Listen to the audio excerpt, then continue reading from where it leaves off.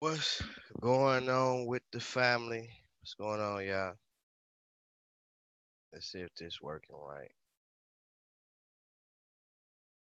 Mic check, mic check, mic check. What it do? What it do?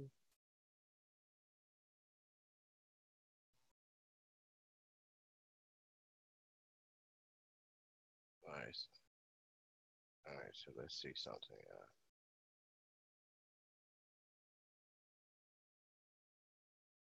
All right, cool. So let's look at this real quick. Let's see if it's working on YouTube.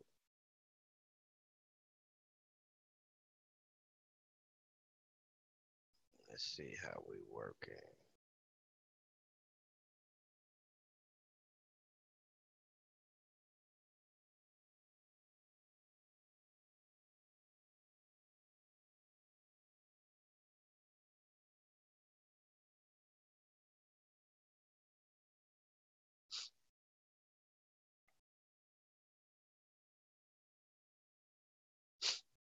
All right, let's see. Mic check, mic check.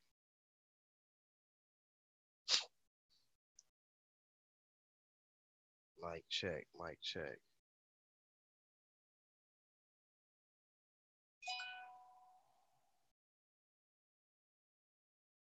Man, I already got two thumbs down. What's up? The haters is in the building. We should, yeah. It's huge. The haters is in the building.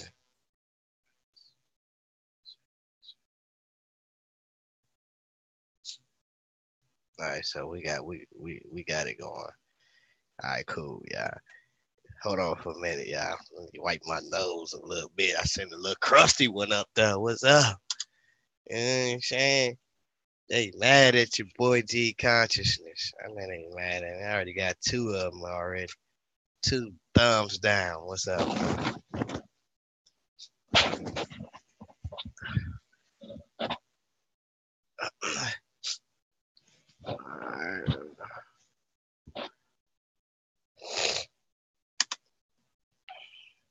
She consciousness is in the building. This thing running kind of slow a little bit. What's going on? Speak your speech, hosted by Megalodon 415. Nah, man, I'm in this, in the drizzle, the bizzle, the truck, the dizzle. You know what I'm saying? What's going on with the family out there? Your boy back at it again. Y'all see it. What's going on, Faith? Hey, how you doing, sister? You know, I'm back in it. You know what I'm saying? Yeah, I was gone a little while, but boy, back. You know what I'm saying? What's going on? I know I look crazy, man. I got walking pneumonia. I'm getting over it though. You know what I'm saying? But it is what it is. You know. Let's see what's going on in here. Everything's good. Y'all see the title, man. I know it is what it is. Do Black Hebrew Israelites fulfill biblical prophecy? You know what I'm saying? If you definitely want to get in here, you definitely can do so. Let me see if I got anybody that let me see. Ain't nobody came in yet. But let me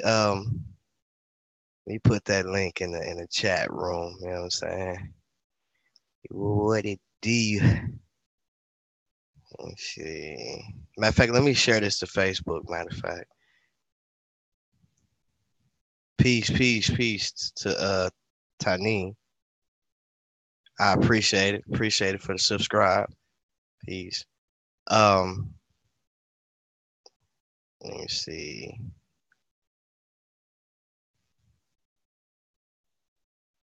I also will subscribe to your page. So I'm subscribed to you now too, just as well. So I appreciate that. Um, let me share this to Facebook real quick, y'all. Let me share this to Facebook.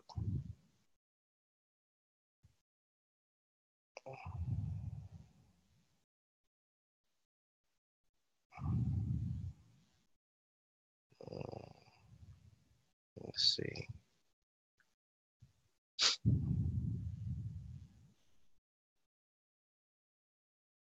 All right, so let's put this in this group. Hey, yeah, I'm kind of sick a little bit, you know what I'm saying? But it's still cool. You know, I just got a little sickness going on. But have mercy on your boy. See consciousness. All right, so let's put this. Let's see, live now.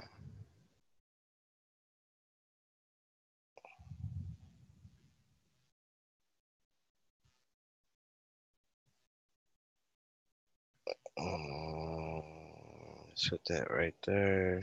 If y'all can't hit that share button for me, hit that share button for me. Let me go and put the brother up in here. What's going on? Hit the share button for me. You. You already know what time it is, man. What's up with you? You know, Man, take it easy, man. you know, Me and you got something. right? It's all good, man. Just taking it easy. Hold on for a minute. Can you hear me? Yeah. I wonder why I can. Hold on for a minute. Say something. Yeah, you hear me now? Yeah, I hear you. I'm trying to figure out why my headset ain't working though. Hold on for a minute. Let me see something. All right. Cause I was hearing you through the headset. Let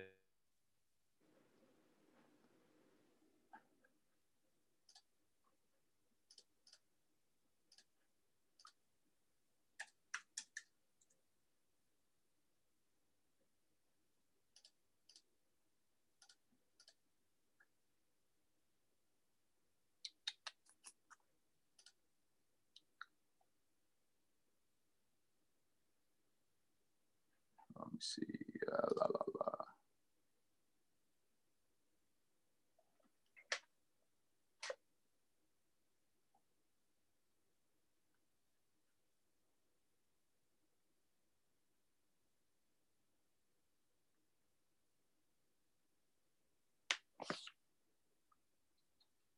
See how big of a lag I got here.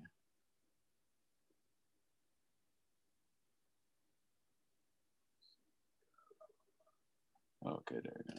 All right. I'll just make sure the audio is working still. All right. Can you hear me? Yep. Yep. Yeah, you hear me?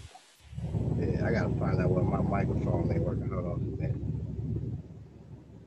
It's clear over here. I know you share this thing on Facebook. Where is it?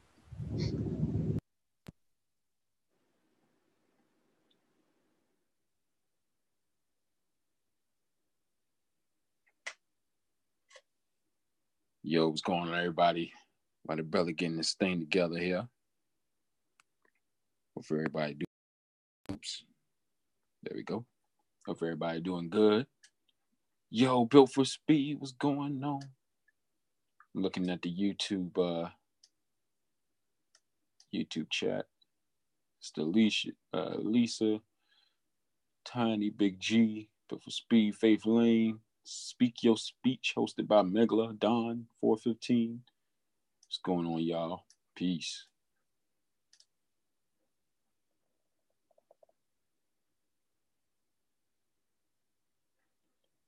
I'm just seeing what's going on here. He's getting his mic together. I'm trying to find the link he shared on Facebook because I thought I saw it, but my page refreshed and now I can't find it.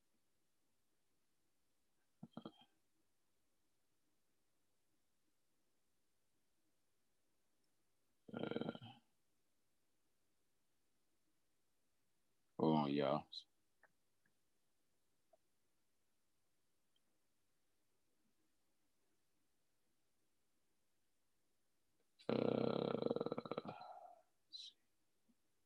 If anybody got, hey, if somebody that's a friend with me on Facebook, if you guys see that link, tag me in it right quick. My page refreshing now. I can't find it.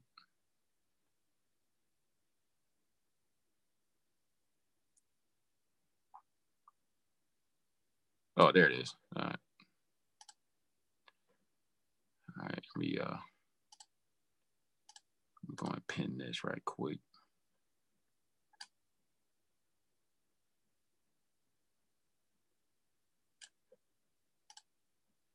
Pin post. All right, there we go. All right, got it. All right.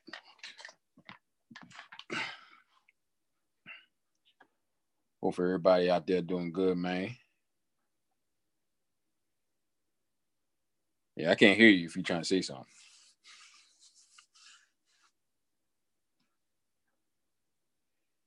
You.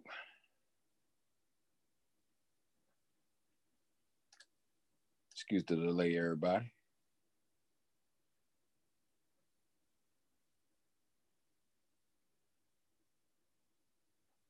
And excuse my hair. I ain't getting it cut until I'm done with my album. So hopefully by mid next week, I'll be having a haircut. Just got one song to do. Waiting on the vocals to get back from the feature. So when y'all see my haircut, y'all know the album's done.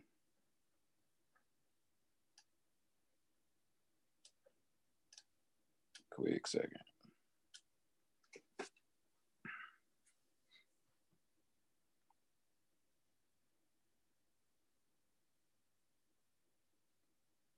Nah, I don't hear you.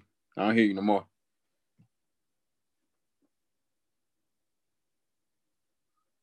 Yeah, I don't hear nothing.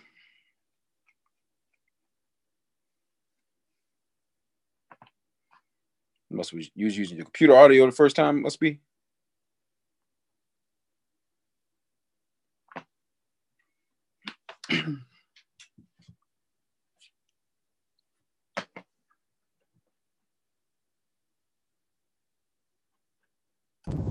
Mic check, mic check. All right, there we go.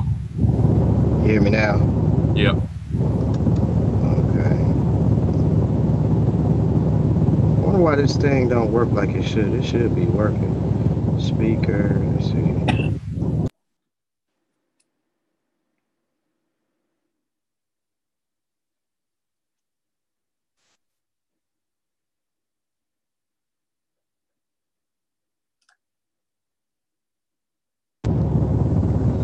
Yeah, it don't work for some reason. I don't know why.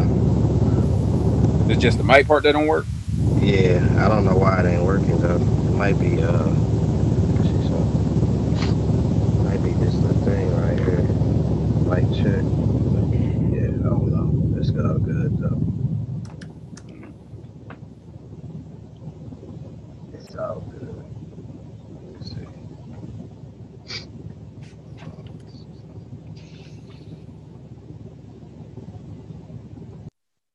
Mic check, mic check. Can you hear me now? Yep. Oh, okay, that's what it was. It was on mute. All right. Oh, okay. Yeah, that's clear right there. The thing was on mute. I'm in the building now. Put your hands to the ceiling. Come on, man. Let's do a track right now, man. Yeah, Online. man. Hey. Yeah, I crank it up. Right here with the peoples out there. You know what I'm saying? Man, you see your girl. What's that girl's name? Sheik or something like that? Yeah, Shikatiba or something like that, man. Oh, okay. All right. Rebellion, bro. Yeah, man. She need to get some biblical understanding. She need the Holy Spirit, man. You know what I'm saying? Yeah, she Um, started talking about cleaving to Israel at the end. She was like, because the brother Tony asked her, basically, what if she found out she wasn't an Israelite? She was like, basically, it don't matter because she gonna be all right either way because she cleaved unto her. And he was like, cleave, who's her? And then she was like, Israel. So I mean, that right there show. He said that's all I needed to hear. Cause you talking right, about cleave to Israel. You ain't say nothing about cleave to Christ. It was like, right. man. She got a sickness, man. What's going on, Bill for Speed? What's going on, brother BG in the building? Let me give BG the link. Oh man. Let me put that link out there, man, in the back chat. Let's see. Get these brothers the link.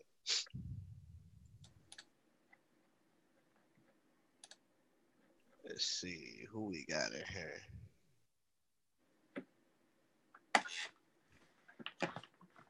You pinned the link. You pinned it up on the.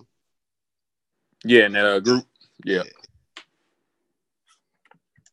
BG, I put that link in the background. Let me put that also over and put the link over in Hangouts, Google Hangouts. In this case, y'all, we might got TVCO and them might want to get in. It's just Cherry now, one of them. Let's see. Oh man, your boy out there bad. All right, so that link in there. All right, so we good. And so listen, um, if there's anybody that wants to get in here, this on the platform, you could definitely get in here if you would like to. You know, there's no problem with that. You know, there's no problem with it.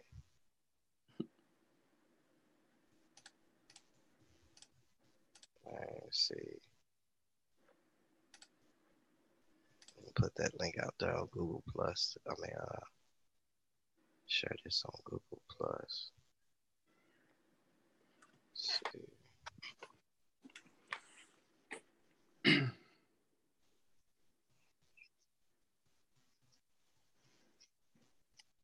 All right.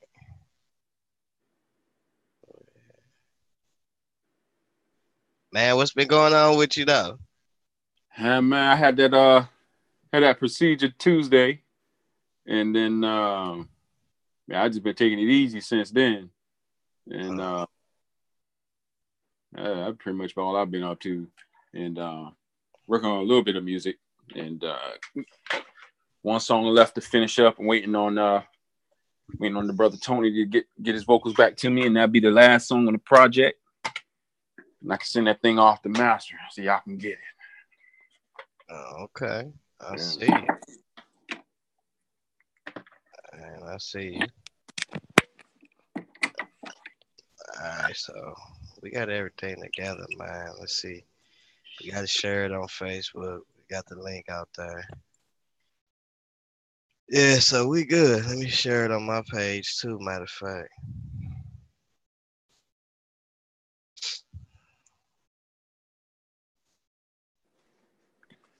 Oh man.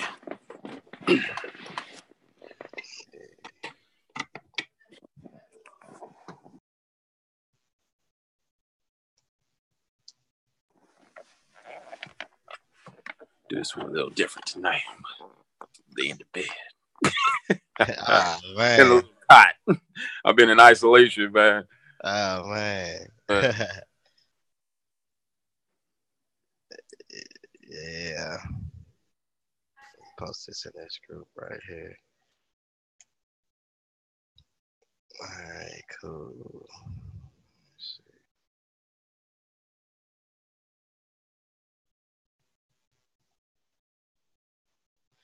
All right, cool, man. So, man, you know, here's the question, man. Um, and I don't know what you feel about it, but I gotta say it, man. Um, topic, man. Do Black Hebrew Israelites fulfill biblical prophecy, man? That's the topic, bro. What you think about that, man? well, yeah, but not the ones they think. Expound on that. Expound on this. Well, according to their narrative of where they would like to think that they fulfill prophecy, no. Uh, of course, starting off with the whole Deuteronomy 28 thing. And I think went over that thoroughly enough of how that doesn't, the transatlantic slave trade does not fit into that narrative at all. Of Deuteronomy 28, the entire chapter. Matter of fact, when you start at verse 16, read through about maybe it's like verse 53-ish. All those things are taking place in the land. That's the starting point, and where those things go down from the sieging of the walls to the killing, destroying the ox and cattle and fruit of the lands. All that stuff pertains to the actual land that was given to the children of Israel, and not West Africa, and definitely not America. And even when you get down to verse 68, we go into the online text to show that was talking about a literal return to literal Egypt, and not some little spiritual allegorical Egypt that means bondage somehow. but the literal land of Egypt, as it shows in the Hebrew as well. So as far as that, as far as that whole little Jeremiah 17:4, all of those scriptures like to run to think that from Songs of Solomon 1:5, Jeremiah 14:12 and all, or 14:2, where they think these things are somehow letting them know what their nationality is. No, they do not fulfill those things. What they do fulfill, though, based off their doctrine, is what Christ and the apostles prophesied about concerning these false teachers and prophets that would rise up among the people, and how many would be deceived by their pernicious ways. And these guys are blind leaders of the blind, and they will both fall into the ditch. So the scriptures they don't like. They also fulfill the role of the persecutors of the body, which was represented by the children of the flesh, persecuting, or the children of, or allegorical wise, Ishmael persecuting Isaac. They're that Ishmael group, the children of the flesh persecuting the children of the promise, which are the Christians, which are the believing Jews and believing Gentiles. So that based off their doctrine and the things that they do online, the things we see in the videos that he posts out, they fulfill those things, but not the things that they think they are fulfilling. I mean, word up to the man. Word up to that. I definitely agree. What's going on with the brother BG in the building, Shield Squad? What it do, brother? What you think, man? Do Black Hebrew Israelites fulfill the biblical prophecies, man? I don't think they do. I mean, because if you look at the Deuteronomy 28, 68, I mean, it says all the curses shall be upon them. I mean, not just part of them. And every one of them I've ever talked to, they always say, well, it don't apply to all of us. I was like, well, that ain't what the text says. Right. Now, now you've been over there, man. I've been seeing you over there, man. You've been over there with Sister Cherry, man, on her channel. Shout out to Sister Cherry. Make sure y'all go over there and subscribe to her channel. Been over there getting busy, bro. I've been seeing you and TVCO and the other rest of the panel, Jordan over there, Sister Cherry, holding it down, man. What's been going on over there, man? It be getting wild over there sometimes, but they done got to where they don't want to come in too much anymore and talk to us. Yeah, man. I be seeing y'all getting it in over there. Y'all be ambushing those Hebrew Israelites over there, man. Shame on y'all. You know what I'm saying? Shame on y'all, man. But yeah, man. Yeah. So basically, man. I really want to get off into this Zechariah, man. This Zechariah, bro, like Zechariah 12. I think we need to get off into that text tonight, man, and really see what's going on, man. Are you familiar with BG? I hadn't read it too much, but I'm going to it right now, looking at it. Yeah. What about you, brother Jay? You ever got off into that Zechariah chapter 12 leading up to 14? Man, it's been a minute since I read through them chapters, man. But I think I know where it's going. But I'm gonna pull it up. I'm getting on my computer now. Right. But yes, I'll know as soon as we get to it. Right. Peace to the sister Mary Bennett, Bill for Speed. I see you in there. Who else? I see Faith. I see who else in here? Um, let me see who else we got in here. We got Frank. What's going on, brother? Michelle Turner. Uh Tor, yeah, the Tor, yeah. What's going on, G Consciousness? Hopefully this summer I'll be out there with you. All prayers, all prayers up for you, bro. Like, it's money out here to be made, man, and the Lord will definitely bless you, man. And his study time will be way lot better. You know what I'm saying? You be out here with the Lord, man, and some brothers, man. Like I said, you can always hit my phone. I'm always out here driving. You know what I'm saying? Uh, my wife told me good night. Good night to my wife. She probably watching. Um, who else we got? Lisa. What's going on with you? Tiny. And speak to your speech hosted by Megalodon. I see you in here. Um, Jeremiah 15:16. So fam. Love to Shield Squad. Most definitely love to you too. Jeremiah. Ishay is in the building. What's up, Ishay? Frank Vada. timed out. He must be in here getting in here tripping already. Frankly, tripping, man. Yeah, but pull up that. I'm a screen share, man, and pull up that Cool. matter of fact, let me open up some stuff here. We're gonna grab that Zechariah 14, man. I'm feeling a little bit dizzy right now. I might crack over one of these lean cuisine TV dinners or something. You know what I'm saying?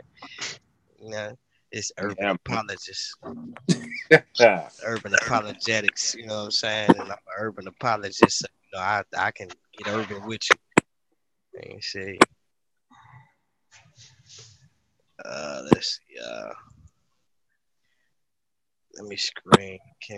Let me know if y'all can see. Hold on. Let me get up out of here real quick. Hold on.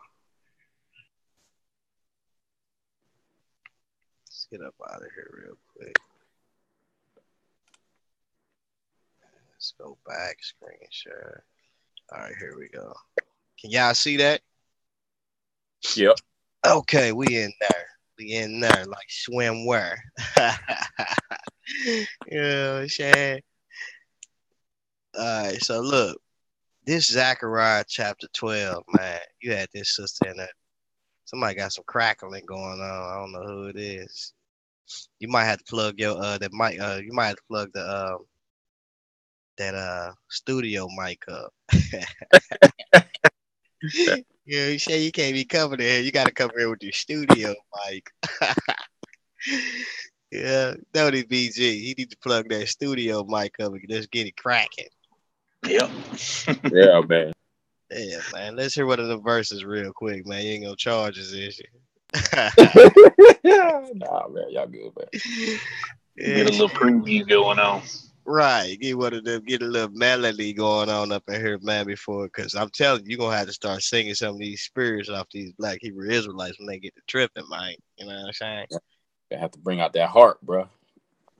Brother Green Light, what's up? Green Light in the building.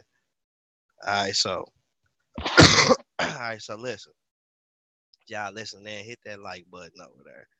Hit that like button over to the left. I see y'all listening in. You know what I'm saying? All right, so Zechariah 12 and 1, man. You know, Zechariah, when you're dealing with Zechariah, there's some immediate fulfillment. I mean, some immediate prophecies. Well, let me say this. There are some immediate things that has been fulfilled about it, but there is also some future things that's being fulfilled too. When you start to look at Isaiah, Ezekiel, and Jeremiah, what you're going to see is and Hosea, these scriptures have somewhat of immediate fulfillments that's going to happen within the time frame, probably shortly after the Babylonian captivity. Then you're going to see also some future fulfillments. I mean, some future things is going to come to pass just as well. So, man, Zechariah, you got to be on it, man, because you got to see what's really going on. You got to be up on your eschatology. And what we're finding out is that a lot of these guys ain't up on that eschatology, right, man? And so the problem is what's going on with that 1948? You know what I'm saying? Is there something that's in 1948 besides propaganda that is fulfillment of the text? And I think it's something there, man. I don't know what it is, but it's something there because for somehow, some way, Israel just magically appeared in this land, a portion of Israel. We got the situation that's going on with the temple that we see in Revelation chapter 11 and also Matthew chapter 25. I mean 24 and 15.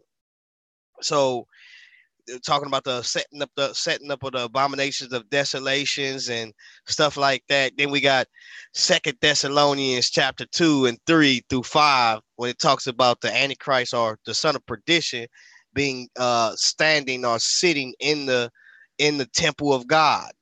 And so then we got Daniel 9 also in 24 through 27 that's speaking on these things. And so it makes us wonder and say, what is this concerning this temple? Does a portion of Israel come back to the land before Christ come back? I think the key is in Zechariah. I think Zechariah actually tells us that. What is going on with the city of Jerusalem?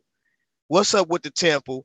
Will Israel be politically inclined in the last days. And I think they will. Israel going to be inclined in the last days. Matter of fact, they're going to be so politically inclined, it's kind of going to be just like the situation when Christ came back and they made the temple out of a house of merchandise and was doing business with the nations round about and with the Romans until the very, temple was destroyed itself. You know what I'm saying?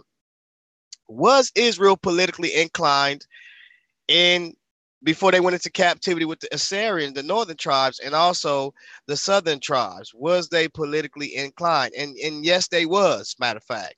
And so we see the same thing actually happening in the end time, that Israel has not learned, the 70 AD taking place, and then them being brought back in the land in 1948, and more Jews are coming back to the land.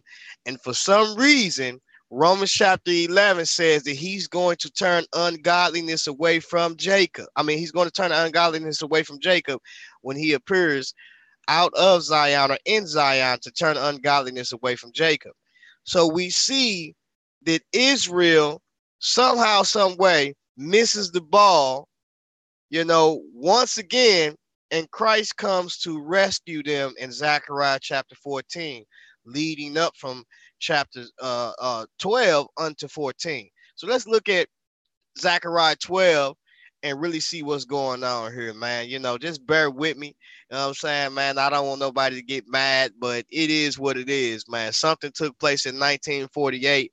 I don't know what happened, but Israel is in that position. Zechariah 14 says that the Father was going to gather all nations against Israel. You know what I'm saying? He's going to gather all nations against Israel. And I think that Israel once again played the harlot, and therefore the very nations that surrounding them is going to be gathered against them, because guess what? They're going to be pissed at Israel. You know what I'm saying?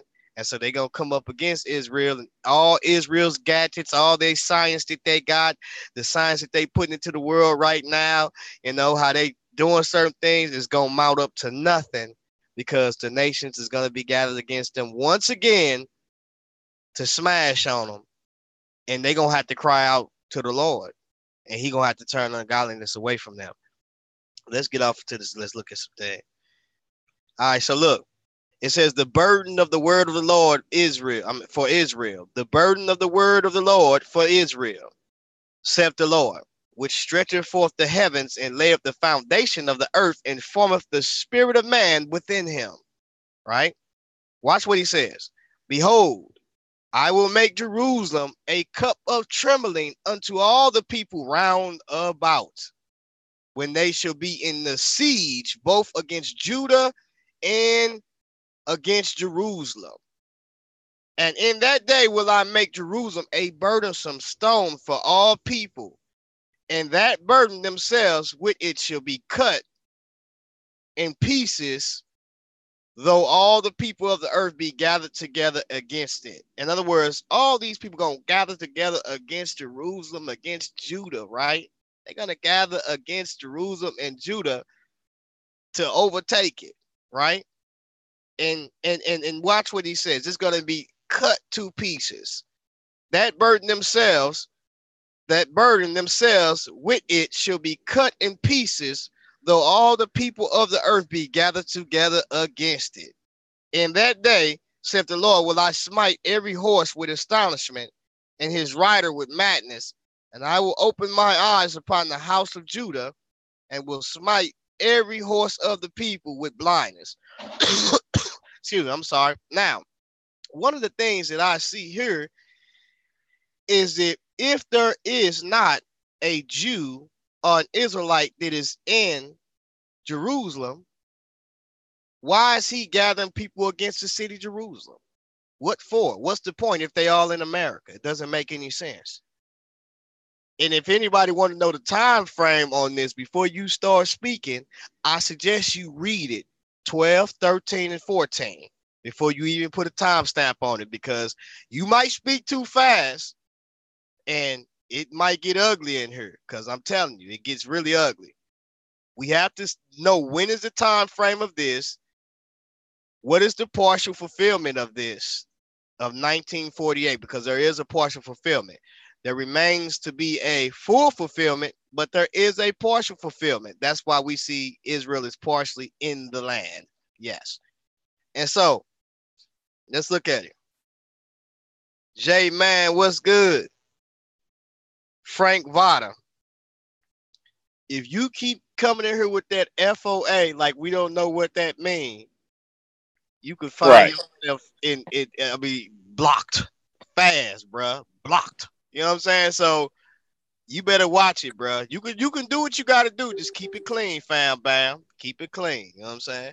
We hear you though. All right. The script, right? The script. What's going on with you, man? Eber, what's good? So let's continue on with the continue on. All right, so let's look at this. Let's examine. In that day, said the Lord, will I smite every horse with astonishment, and his rider with madness, and I will open my eyes upon the house of Judah, and will smite every horse of the people with blindness. Watch what it says. And the governors of Judah shall say in their heart, the inhabitants of Jerusalem shall be my strength. Notice it says the governors of Jerusalem shall be my strength. They will say the inhabitants of Judah should be in their hearts. Well, let me read that again. The governors of Judah shall say in their heart, the inhabitants of Jerusalem shall be my strength in the Lord of hosts their God. Right? It says, in that day will I make the governors of Judah like an heart of fire among the wood, and like a torch of fire in a sheaf. And they shall do, watch what it says. They gonna get busy. The governors of Judah gonna get busy in Jerusalem on those nations round about them. But it's not gonna be enough, because they gonna need the Lord. They gonna get busy. They can fight, but they gonna need the Lord. Watch what it says. That day will I make the governors of Judah like an heart of fire among the wood, right? So an heart of fire among wood, and like a torch of fire in a sheaf. And they shall devour all the people round about, out, I said, on the right hand and on the left hand. And Jerusalem should be inhabited again in her own place, even in Jerusalem. So they're going to be in their own place, even in Jerusalem, right? Let's keep on reading. It says, the Lord also shall save the tents of Judah first.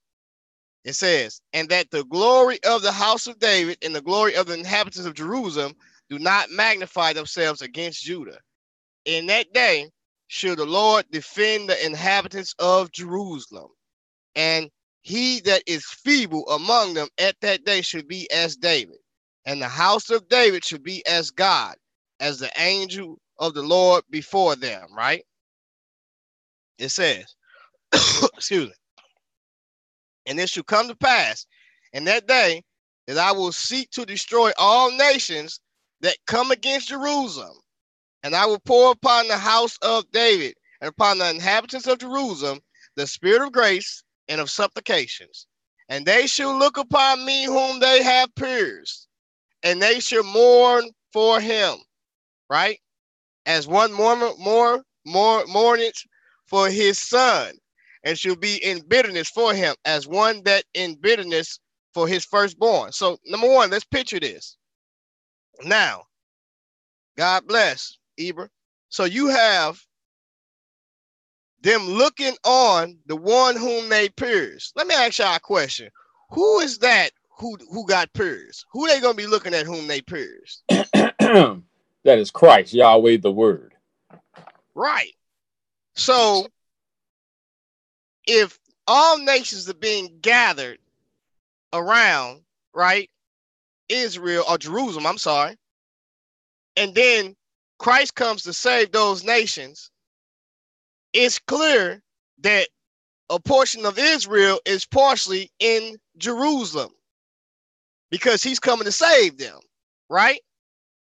So that's clear. Romans also 11 says that same thing, that he will come and turn ungodliness away from Jacob. right? Matthew 24 tells us, 24 and 15 tells us the abomination of desolation spoken of by Daniel. It says, when you therefore shall see the abomination of desolations spoken of by Daniel. We know that there was an event that took place in 70 AD, right? But we know also that Christ did not go to fight against those nations. Matter of fact, he used the nations to actually scatter Israel until he will bring them back into the land, and then he will come to fight in the last with those nations, Zechariah 14. But let's continue on. Let's continue reading and look at that. Let's look what it says. In that day should there be a great mourning in Jerusalem, as the mourning of Hadramana in the valley of Megiddo, Megaddon. And the land shall mourn, every family apart. The family of the house of David apart, and their wives apart. The family of the house of Nathan apart, and their wives apart. Right? The family of the house of Levite apart, and their wives apart. The family of Shimei apart, and their wives apart. And all the families that remain, every family apart, and their wives apart. It's going to be a great mourning in that land. Let's read 13, right? In that day, there should be a fountain open to the house of David and to the inhabitants of Jerusalem for sin and for uncleanness. And it shall come to pass that in that day, said the Lord of hosts, that I will cut off the names of the idols out of the land, and they shall no more be remembered, right? So we know this ain't happened yet. And also I will cause the prophets and the unclean spirit to pass out of the land, right? And it shall come to pass that when any shall yet prophesy, then his father and his mother that begot him shall say unto him, thou shalt not live, but thou speakest lies in the name of the Lord. And his father and his mother that begot him shall thrust him through when he prophesies, right? Because in those days we see that the prophets caused a lot of, the prophets of Baal caused a lot of commotion, or whatever, however you said, to go forth with Israel. And it shall come to pass in that day that the prophet shall be ashamed every one of his vision when he hath prophesied. Neither shall they wear a rough garment to deceive, but he shall say, I am no prophet, I am an husbandman. For man taught me to keep cattle from my youth, right? So let's jump down. We're going to jump down, right? Let's jump down to 7. Awake, O sword, against my shepherd, and against the man that is my fellow, saith the Lord of hosts. Smite the shepherd, and the sheep shall be scattered. And I will turn my hand upon the little ones.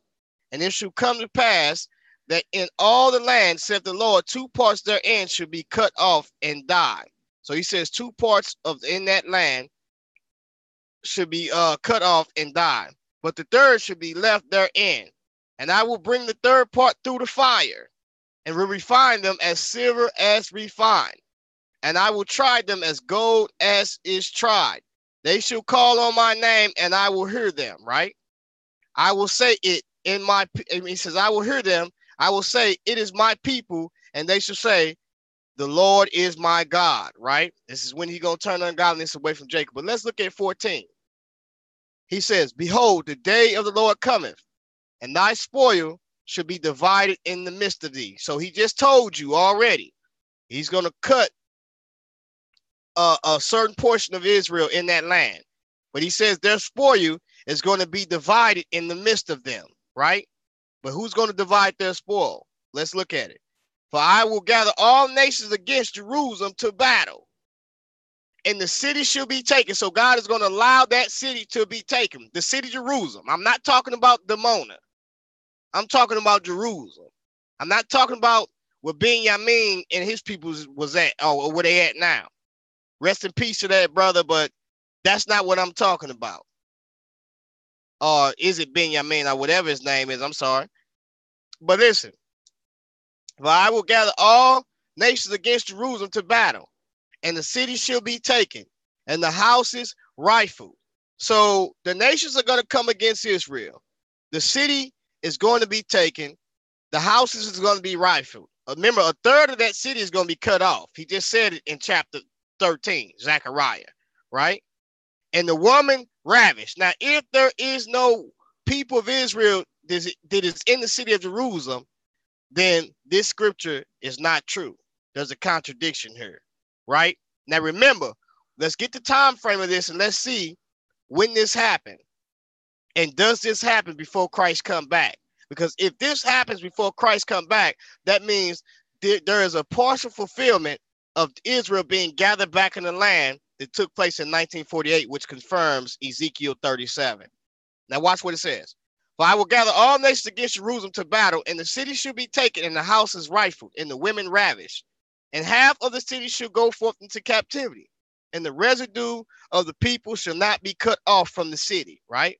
The residue of the people should not be cut off from the city. Remember, he's going to leave a portion of Israel, right?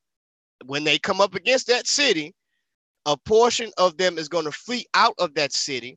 Let's look at Matthew chapter 24, and it tells you, because Matthew 24 deals with 70 AD and also the event that takes place in the end time just as well too, which confirms when the enemy comes and set up the abomination of desolation in the temple of God, according to Revelation chapter 11, when we see a temple being built.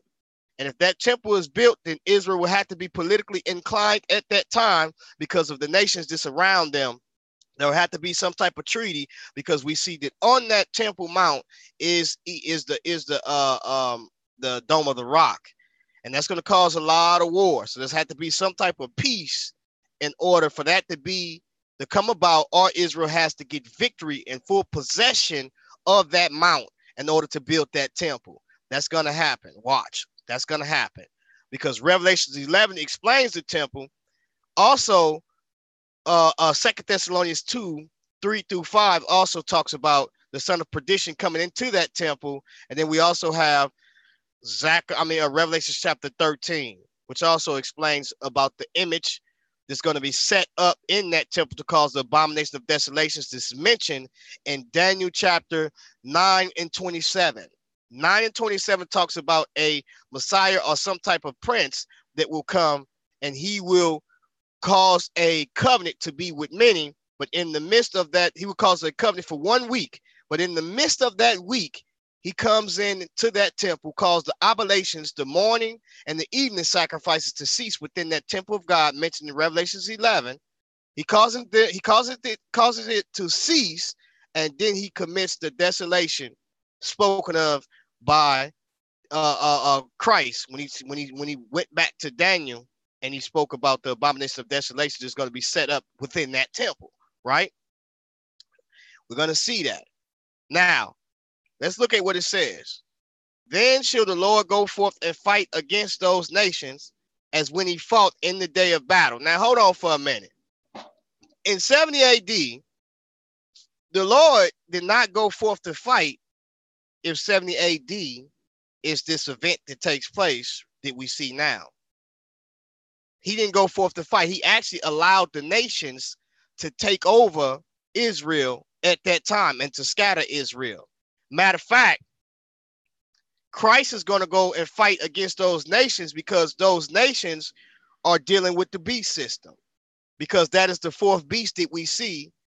And then the 10 kings that come out of that fourth beast, right? And then the 11th horn, which is the son of perdition or the Antichrist, which takes over 3 of those 10 kings, and the rest give their power unto him.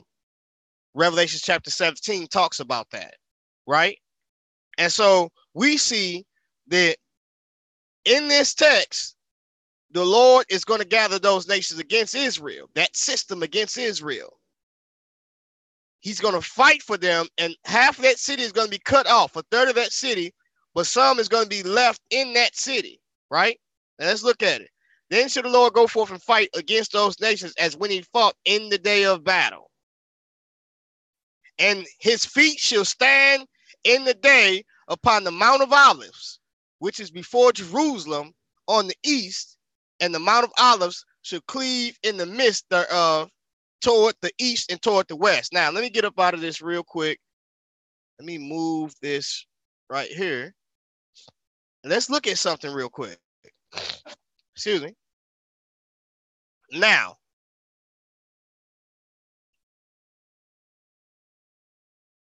Let's look at this real quick.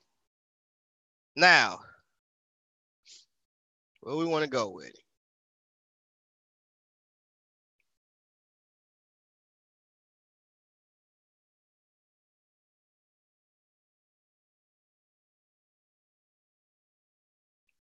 Where is it at? Now, let's look at Matthew 24 and 29 through 31, right? Let's look at it. It says, immediately after the tribulation of those days, right? So after the tribulation of those days, shall the sun be darkened, and the moons shall not give her light, and the stars shall fall from heaven, and the powers of the heavens shall be shaken. And then shall appear the sign of the Son of Man in heaven. And then shall all the tribes of the earth mourn. All the tribes of the earth is going to mourn. And they shall see the Son of Man coming in the clouds of heaven with power and great glory, right? When is this going to happen? It's going to happen when these nations gather against Israel in the city of Jerusalem, right? Now watch what happens. And he shall send his trumpet, his angels, with a great sound of a trumpet. And they shall gather together his elect from the four winds, from one end of heaven to the other. Now let's look at something real quick. Excuse me. Now, let's look at this. Let's look at Jude 1 and 14, what it says. It says, and Enoch also, the seventh from Adam, prophesied of these, saying, behold, the Lord cometh with 10,000 of his saints. So we can actually see that the Lord comes with 10,000 of his saints, right? So when we look at that, when is he coming? Let's look at Revelations 19 and 11. He's coming after Jacob's troubles. Jacob is in trouble. The nations is gathered around of Jacob. Watch who's coming. And I saw heaven open, and behold, a white horse, and he that sat upon him was called Faithful and True. And in righteousness he doth judge and make war. His eyes were as a flame of fire, and on his head were many crowns. And he had a name written that no man knew but he himself. And he was clothed with a vesture dipped in blood, and his name is called the Word of God. Now watch what it says in 14. And the armies which were with him followed, which were with him in heaven, followed him upon white horses, clothed in fine linen, white and clean, right? So we see that when Christ come back, he's coming to save Israel, right? This in Jerusalem. We see that's what he's doing. Israel is surrounded by these nations. Remember, God has gathered these nations around to surround them, as we look in Zechariah chapter 13 and Zechariah 14, and also Zechariah 12. He says that he's going to cause Israel to be a burden to all the nations round about them. Why? Because Israel is going to be advanced in technology, and as we see, it's brewing up right now. The Black Hebrew Israelites is not fulfilling these prophecies. They're Right. They're not politically inclined or none of those things. I don't know if you want to say something, but you can add to that, brother. Yeah, man. Totally agree with that. First, I don't understand how they would, I'll leave that first one alone. But I'll say this, that they complain all the time about the, when we just read just now how Israel would be a burden to the nations, right? And they complain about that very thing, from the movie industry to the music industry to the influence that the Jews have, even in the banking system, all this type of stuff, the educational system, everything. They be like, they do this, as they try to use it as a reason that they're fake Jews, but actually they're just strengthening the fact that these people are actually Jews. The thing is that obviously majority of Israel, or as the scripture says, part of them have been blinded, purposely blinded by God until the times of the Gentile people fulfilled. Then he will remove those blinders from out the remnant and then redeem his remnant of Israel that he has set or preordained to be saved. So the things they're using to try to bolster their argument as if these people are fake, because they have this influence in the banking system, or they rule Hollywood, quotation mark, and all this other stuff, actually just strengthen the point that they're a burden to the nations. Yep. Yep. And then when you look at Zechariah 14:5, watch what it says. And ye shall flee to the valley of the mountains, for the valley of the mountains shall reach unto Azal. Yea, ye shall flee, like as you fled from before the earthquake in the days of Uzziah, king of Judah. And the Lord my God shall come, and all the saints with thee. Coming to save Israel. You thought I was lying? I just read to you the scriptures that if nobody is in Israel or in Jerusalem, as we see, because he says he's going to gather them around Jerusalem, the city, why is he coming to save them with the saints? If nobody's there and there was no partial gathering in 1948, then how is it that he's coming to save them in that land? Gotta answer that. Gotta answer that. You need to answer that. And if you're making this to talk about 70 AD, when did Christ come and fight against those nations that was surrounding Jerusalem in 70 AD? Christ didn't come and fight against those nations. He scattered them. He scattered them in 70 AD and allowed the Gentiles to trample under feet the city. Got to answer that. Let's look at Romans. Let's look at Romans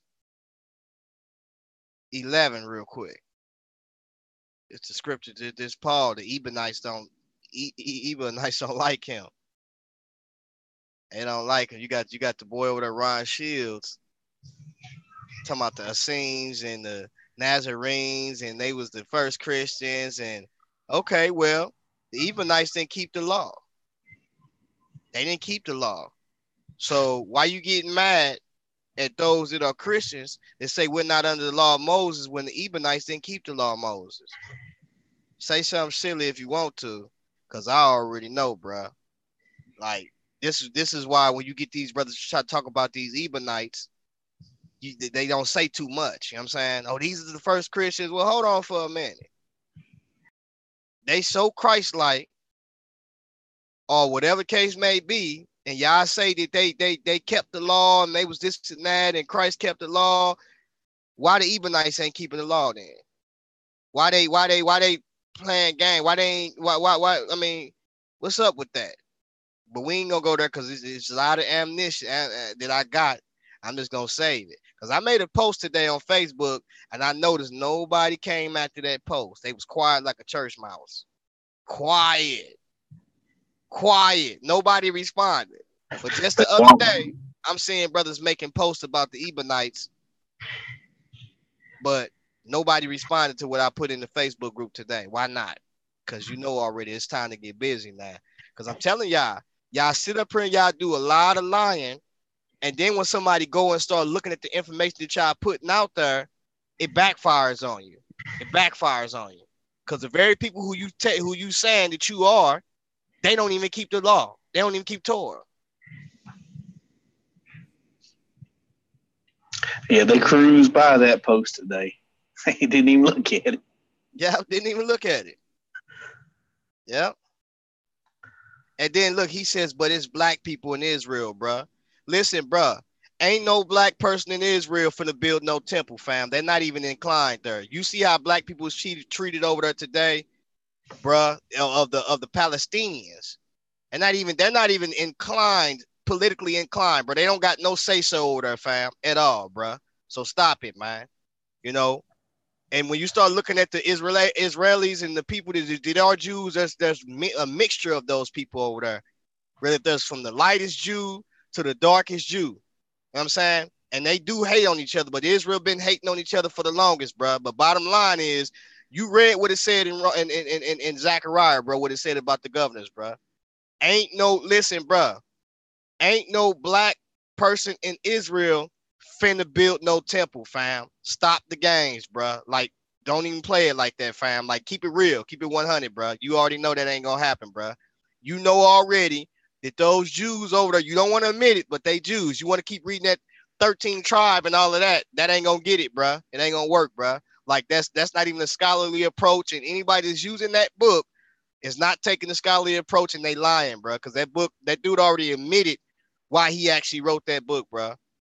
There's no weight there. There's no Khazarian blood that he can take from and say that culturally, or anybody that's in Khazar or in that area that say that they are Khazarian people, bro. Culturally, bro. None of that, bro. So you can't take no type of DNA or no type of work from anybody that's there, no type of blood from anybody that's there that's in those areas, because it's a melting pot, and nobody today can say we're the Khazars. No, bro. The dude who wrote that article, who did Eric, what's his name? Aaron Elhak, that dude told it already. He said that Khazarian DNA or people has been vanquished. There is nothing that we can gather from that area but the people that are there today that he believed was there in the past.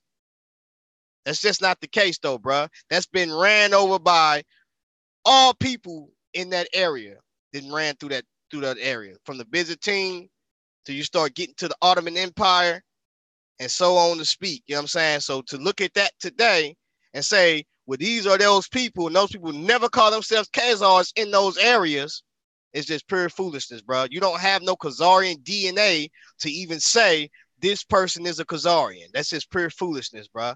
There are white Jews, black Jews, whatever, wherever a Jew went, there are Jews those colors. Bottom line. And then wherever they went at, they were still known as Jews. Yep, still known as Jews, bro. And that's what I don't understand about these guys, man. These Black Hebrew Israelites, they're so into conspiracies and theories, man. Is that there's not one little trace in any of the scriptures that the Jews would like magically forget who they was. Somebody was gonna step in and fake like they're them, and then the real ones would wake up. That there's no narrative of that ever in the Bible. Nowhere near. The closer you got to anything similar to that, and it got nothing to do with the nationality, it's got to do with their minds. When God partially blind them, and then he's going to remove the blindness later on. How he blind them partially. And that had to do with their hearts, had to do with their eyes, how they would continue to read Moses and don't see Christ. So you have a bunch of Jews that reject Christ as the Messiah. They're still acting as if they're waiting for the Messiah to come. They're still waiting. They reject Christ as the Messiah and are acting as if they're waiting for another one to come. So, you got that going on. Those people got blueprints, all that stuff for the temple and all that stuff to build back. Y'all Black people, y'all ain't got no blueprint nowhere to build no temple. You can't even build one. Can barely even get citizenship in the land. And it's only through converting to Judaism is they even recognizing half of y'all as Jews.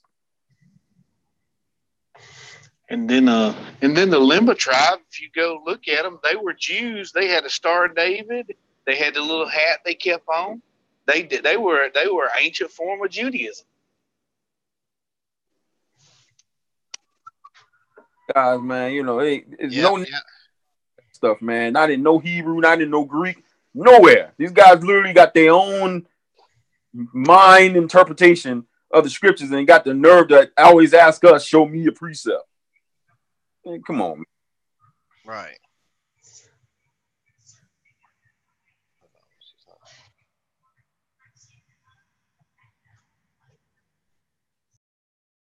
But I tell you what, that whole mindset, the fact that we got to argue with y'all about and have to take up for the Jews and show that they're Jews scripturally versus y'all shows y'all don't even understand the gospel. Because if you did, this wouldn't even be a topic of discussion, because you would understand it don't matter whether or not you're a physical Jew descendant or not, because you will understand the gospel and its purpose and who it's for, and you would just cleave to Christ and that'd be the end of the day. But instead, because you got to fit this narrative, because you don't want mercy for anybody else outside of Black people or Black Hispanics, Native Americans, depending on what camp you talk to, then you have to fight and fight and fight and say they're fakes and you're the real ones, because you believe by you claiming to be the real ones and saying they're fakes, then all of a sudden you're special to God. And therefore Christ only came for you. That's the only reason y'all fight this and bring up these arguments, because you don't know the gospel. Yep. Then look at this right here. Look what this say right here. It says 25. This is Romans 20, 11 and 25. For I will not, brethren, that ye should be ignorant of this mystery, that ye should be wise in your own conceits, that blindness in part is happened to Israel. Watch what it says. Until the fullness of the Gentiles become in. So in other words, we see that Israel is blind, right? In part. There's a part of Israel that is blind, right? And so we see that even in their blindness, we see that the Lord brought them back into that land. How do we know that? Because we see that when he comes back in Zechariah 14, guess what he does? He gathers the nation against those land, against those people. And once he gathers them against Israel that's in that land, then he comes to save them. Then they recognize the full plan of God. Because watch what it says. And so all Israel should be saved, as it is written. There shall come out of Sion the deliverer, and should turn away ungodliness away from Jacob. So when does this happen? When does this happen? Let's look at it. It says, in that day there should be a fountain open to the house of David and to the inhabitants of Jerusalem for sin and for uncleanness. So there are inhabitants that is at Jerusalem. It is the house of David. You can't get past that. You can't get past it. Ain't no getting past it. So we see that when we look at Zechariah, matter of fact, let's jump to Revelations. Now, we look at Revelations 1. What goes on in Revelations 1? It says, I'm sorry, not Revelations 11. What goes on there? 11 and 1. It says, and there were given me a reed like unto a rod, and the angel stood, saying, rise and measure the temple of God. What temple is this talking about? They gonna try to tell you that this temple is talking about the temple of the body or some stuff like that. I've heard that some people say this is talking about the temple in 70 AD. I've heard them go as far to say that. Or some people will say this is talking about the temple in the millennium. I'm gonna tell you right now, ain't no antichrist or no son of perdition is coming into that temple in the millennium. That's the first thing. Now watch what it says. Rise and measure the temple of God and the altar, and them that worship therein. So there's a temple of God, there's an altar, and them that worship therein. Those three things, you have to explain that. What temple is it talking about? What altar? And what is it talking about of them that worship, just worshiping therein? Let's look at it. Let's examine this. It says, but the court which is without the temple leave out. So the outer court is saying leave out. It says, and measure it not, for it is given unto the Gentiles. And the holy city should they tread underfoot 42 months. So we see that for 3.5 years, that the outer court of that temple will be given unto the Gentiles. But the temple itself will be measured in the altar, and them this is worshiping therein, right?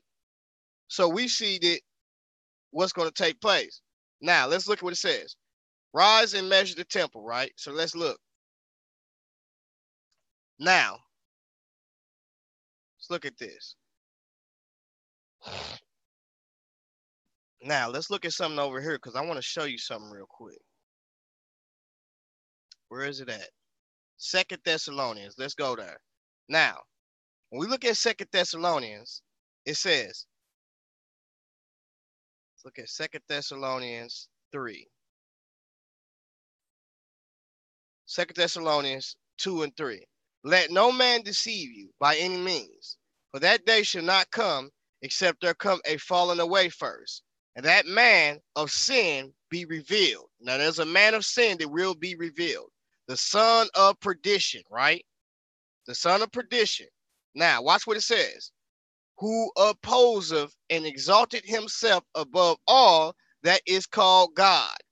So this person opposed and exalted themselves above all that is called God, or that is worship, so that he as God sitteth in the temple of God, showing himself that he is God. Now, what is this talking about, right?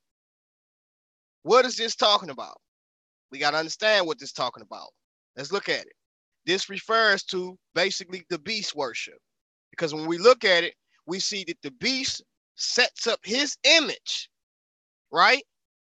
And once he sets up his image and his false prophet, then he himself sets himself to be worshiped like he is God. This is the abomination of desolation that was being talked about in Matthew. It says, when ye therefore shall see the abomination of desolation spoken of by Daniel, the prophet, stand in the holy place, right? Whoso readeth, let him understand. So if you go back to Daniel, when did that take place? Let's look at Daniel 9 and 27 and look at what it says. Hold on for a minute. Daniel 9 and 27. It says, and he shall confirm the covenant with many for 1 week. He who? Who is the he there? The he is the prince that shall come. The prince of the people that shall come. The people came already. They destroyed the city, right? But the prince of the people that shall come, he shall confirm the covenant with many for 1 week. That 1 week right there is 7 years. Because we know when we look up above, the 70 weeks determined of Israel, the people in the city. Right? We see already that it says up above, watch what it says. And 24 says, 70 weeks are determined upon thy people and upon thy holy city to finish their transgression, and to make an end of sins, and to make reconciliation for iniquity, and to bring in everlasting righteousness, and to seal up the vision and prophecy, and to anoint the most holy. That is 6 things that must be done within these 70 weeks.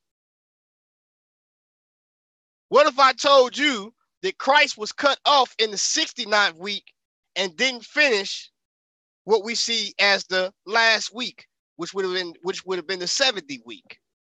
Well, that is the case, because when you look at 25, watch what it says. Know therefore and understand that from the going forth of the commandment to restore and to build Jerusalem. So when the commandment was to restore and build Jerusalem, right, and to the Messiah the Prince should be 7 weeks. 7 weeks is 49 years. Now remember, these 70 weeks consist of 490 years. So 7 weeks will be 49 years, right? And then he says 62 weeks. That is 62 weeks. So we have 7 weeks and 62 weeks. What is that? That's 69 weeks right there. That's 69 weeks. What is 69 weeks equals to? 483 years, right? What is missing? Another week is missing. That week is 7 years. So we see the Messiah will be cut off in 7 weeks and 62 weeks. That is 69 weeks. 483 years, the Messiah was cut off. We know when the decree went forth because it says the street shall be built again and the wall. There was 3 decrees.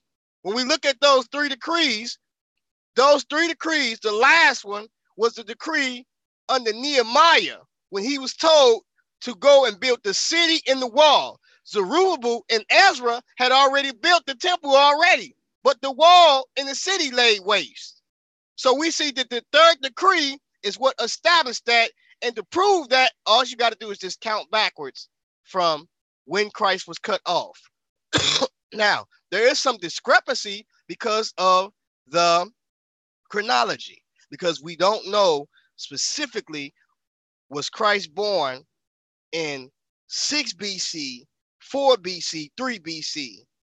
But we do know that he died before 1 BC, because we know that there are some documents concerning Josephus, which has Herod dying in either 4 BC, but some other documents has Herod been dying in 1 BC.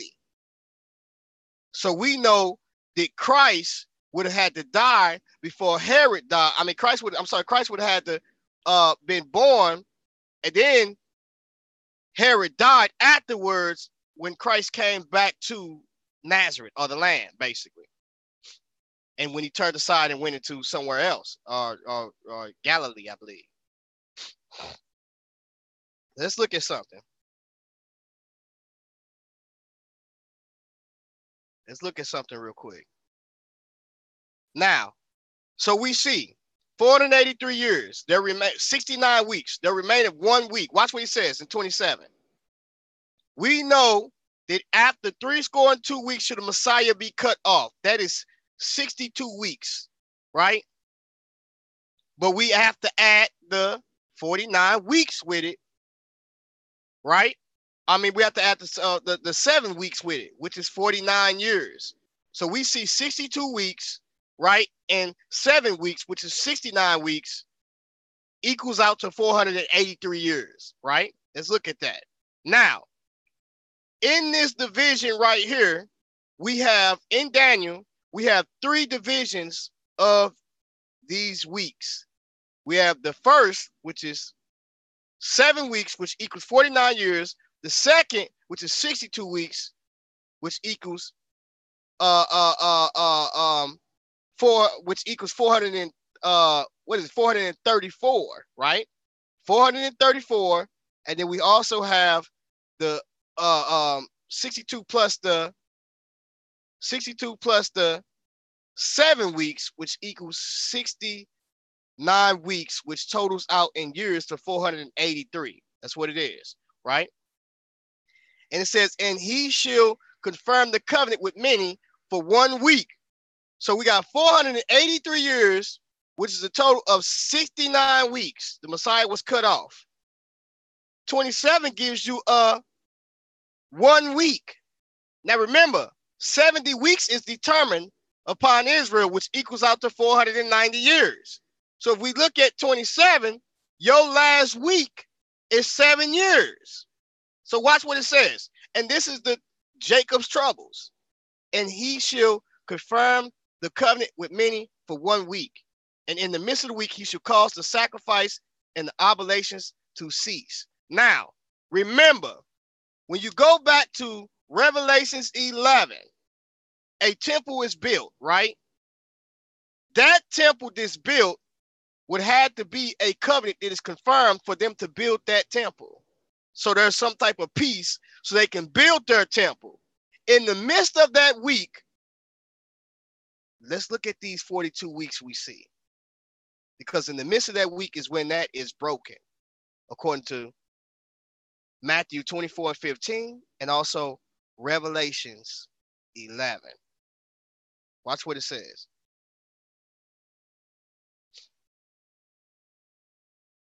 In the holy city shall in the holy city shall they tread underfoot 40 and 2 months. Now remember, the holy city is given unto the Gentiles. The temple that is built is given unto Israel, because we see that there's people that worship in the temple. The altar and the temple itself is measured. The outer court is not measured. That means it's given unto the Gentiles, but the temple is not. So what that is saying is that the Jews will get possession of that mount, built that temple, according to Daniel 9:27. And we see that a peace treaty or a covenant will be established with them to do so. Right? And so they have their temple mount. They have their temple, right? The outer court, the people that make the land to be desolate, the Gentiles, they are given the outer court in the city. They're given the city, right? We see that they get the mount, but they are given the city because they still in the city. Now, let's look at something. Let's look at these 42 months. And the holy city, which is Jerusalem, not Dimona, Israel, Jerusalem. and the holy city should they tread underfoot 40 and 2 months, right? That's what it says. Now, hold on, y'all. That's what it says, right? Yeah, it says, and that's the point. Yeshua, it says he makes a covenant with many. The Antichrist, which is the little horn, makes a covenant with many. Right? Now, with many is Israel too. Because that's how they're going to be able to actually build the temple.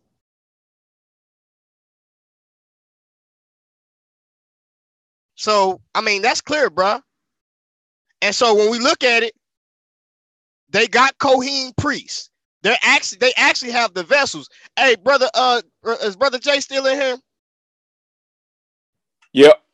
If you get a chance, bro, can you pull up that video of them actually building the temple? Then we gonna screen share that. All right. I mean, not the temple, but the vessels, and then plans to build the temple. All right, give me a quick sec. And what's crazy is because we just read to y'all in Revelations about this temple. We went to 2 Thessalonians, which talk about the temple too. Matthew also 24 and 15 talk about the abomination of desolations that never took place in 70 AD. You didn't see no abomination of desolations of nobody standing there in the place that they ought not. But we see that in 2 Thessalonians 2, 3-5, it says that the son of perdition is going to stand there. And then also in Revelation, Daniel chapter 9 and 27, it says that he calls the abominations, he causes the abomination of desolation. He causes the oblations to cease. That's the morning and the evening sacrifices. Well, we know they're going to be sacrificed because Revelation 11 just said it. When we read Revelations 13, what does it tell you? See, these prophecies, the Black Hebrew Israelites do not fulfill. Then they don't fulfill it. They're not even government inclined. They hold no position, no weight. We know that Israel in the last days will be in cahoots with the nations, like they was in before the dispersion of Babylon and also the dispersion of the northern kingdom. They was in cahoots with the nations. They made the nations their lovers. So when you look at it and it says that, oh, they're not the Jews because look at the wicked things that they're doing. They was doing wicked things in the time of Christ when they was in cahoots with the nations. That's why they said, if we let this man Christ live, the Romans is going to take this place. Why? Because Christ wasn't having that, what they was doing. They was using politics, religion, and economics to control the people. That's what they was doing by their very own traditions. He said, take these things hence from my house. He said, for my house is a house of prayer, but you have made this a house of merchandise. Israel was politically inclined in Christ's day. And they was before Christ's day. When they was cast away out into Babylon, when they came back, they was politically inclined back then. Before then they was. The Bible says they did worse than all the nations that was around them. You gonna tell us those wasn't the real Jews either? You're lying. They killed all the prophets. They killed Christ himself. And the Bible said when Paul was being crucified, they was doing the same thing. And guess what? Truth be told, those Ebionites that you talking about, those was the people who Paul was talking about. Trying to put that vegan stuff on people. Trying to also talk about that Judo-Christian type stuff, the keeping the law and all of those things. Christ was talking about them. That's who he was talking about. Those was the very people that he was talking about. I guarantee, Paul was talking about them. I guarantee he was talking about them. That's who he was talking about. Trying to bring a show in the Gentiles' flesh. And James now and Peter was carried away with that exact same thing because Paul confronted Paul. He said, listen, you living like a Gentile, but then you gonna try to come and tell these Gentiles or anybody else to live like a Jew. The Jews didn't even recognize you, Peter, as a Jew. I mean, as a keeper or somebody that kept the law. They said you was unlearned. But then you gonna go and try to put this on the Gentiles? And Paul confronted you on that. Hey, I'm on my phone, so I won't be able to share anything from my phone. But if you type in, Google, wherever the case is, and just type in Jews Fact, playing the third temple. Yeah, I type it in. Hold on. Yeah, the first 3 links go into it. Let me see. But just to mention, while you pulling it up, I was part of the Messianic Jewish movement before I went into the Black Hebrew Israelite movement. And I was in the Black Hebrew Israelite movement for about 4.5 years altogether. Part of IUIC for 3.5 ish. And it was a couple of months between it. So I'll say about 5-6 years ago, or whatever cases, when I was part of them. And I knew about, this whole third temple thing. These guys been planning this thing for years. This ain't something they just starting up. They had plans even during that time. The Jewish rabbi that I was under at the time spoke to us about it. But these people, they've been at it for a while. They have conflict in Israel, ever since they began this, because, obviously, like the brother G-Con brought up, where they want to build it at is where that Dome of the Rock, or wherever it's called, is built at. And so it's a lot of conflict in that area. So you got people blowing bombs up and all kind of stuff around there, and, killings and all kind of stuff because, the Jews obviously want to build it there. And so they're having that conflict with the Arabs over that spot. And so, and it's been continuing for years. And so these people got the plans and all this, and he's about to pull up some articles or whatever online to show y'all, how real this thing is and what it is that they're doing over there. And I thought it was something else I wanted to mention as well. For those that understand the gospel, because here's the thing. God has unfinished business to deal with Israel. The scripture is clear about that. Unfinished business that he has to do concerning them.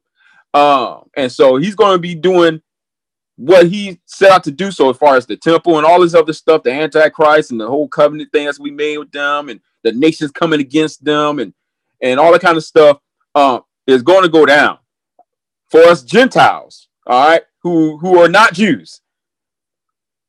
Whether Jew or Gentile, the gospel, as long as you believe on Christ and believe the gospel and what the gospel says and outlines, and you keep Christ's sayings, you got nothing to worry about. Nothing bad is going to happen to you. Your salvation, your eternal life is secure in Christ.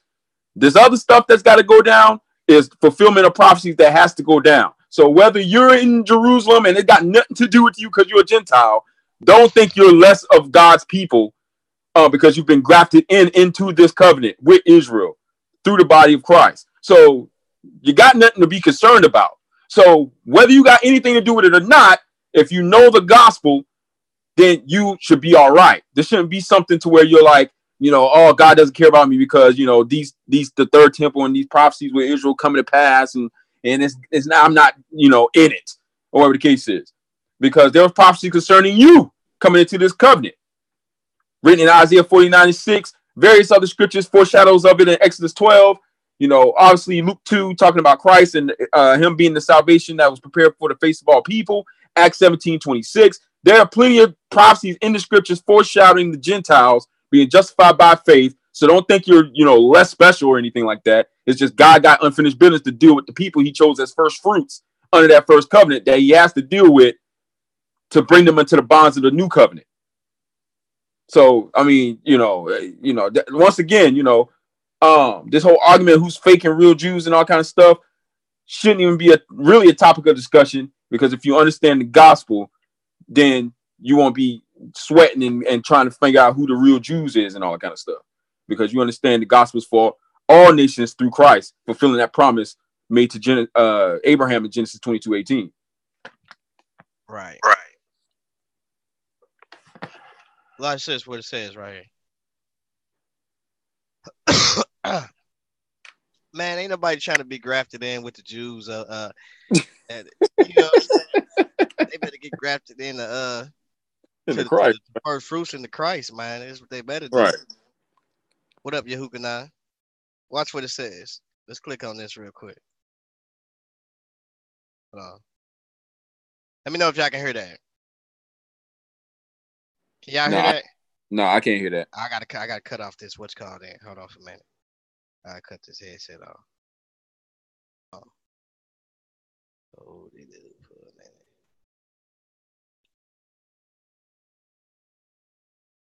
I don't know if y'all can hear this. Hold on. Can you hear me? Mic check. Yeah, I hear you. All right. Let me know if you can hear this.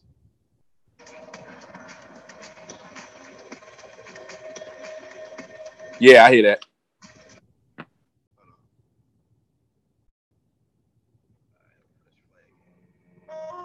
Within this ancient city, once stood the first and second Jewish temples, making Jerusalem the focus of the spirit. All right, so let me know if you can hear that on Facebook. I mean, on All right, let me see.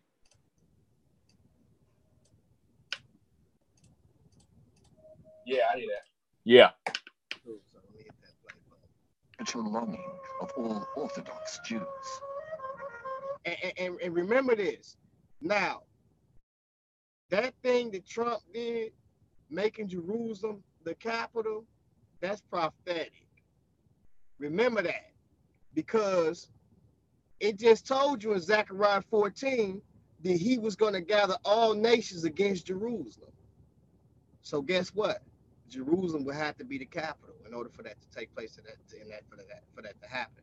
So that's ushering in one of the very things that we see that's going to happen in Zechariah 14, and also in other plethora of scriptures confirming what's going to take place before Christ come back to save Israel and turn away ungodliness from Jacob.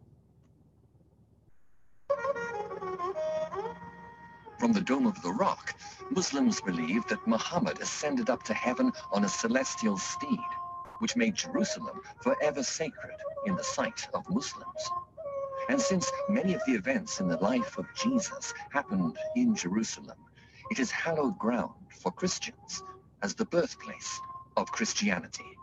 When you consider how important the old city of Jerusalem has been to Jews, Christians, Muslims for thousands of years, the visitor to the city may be surprised to find just how small the old city is. In fact, Mark Twain, who came through these gates in 1869, claimed that you could walk entirely around the circumference of the city in 1 hour if you walked briskly.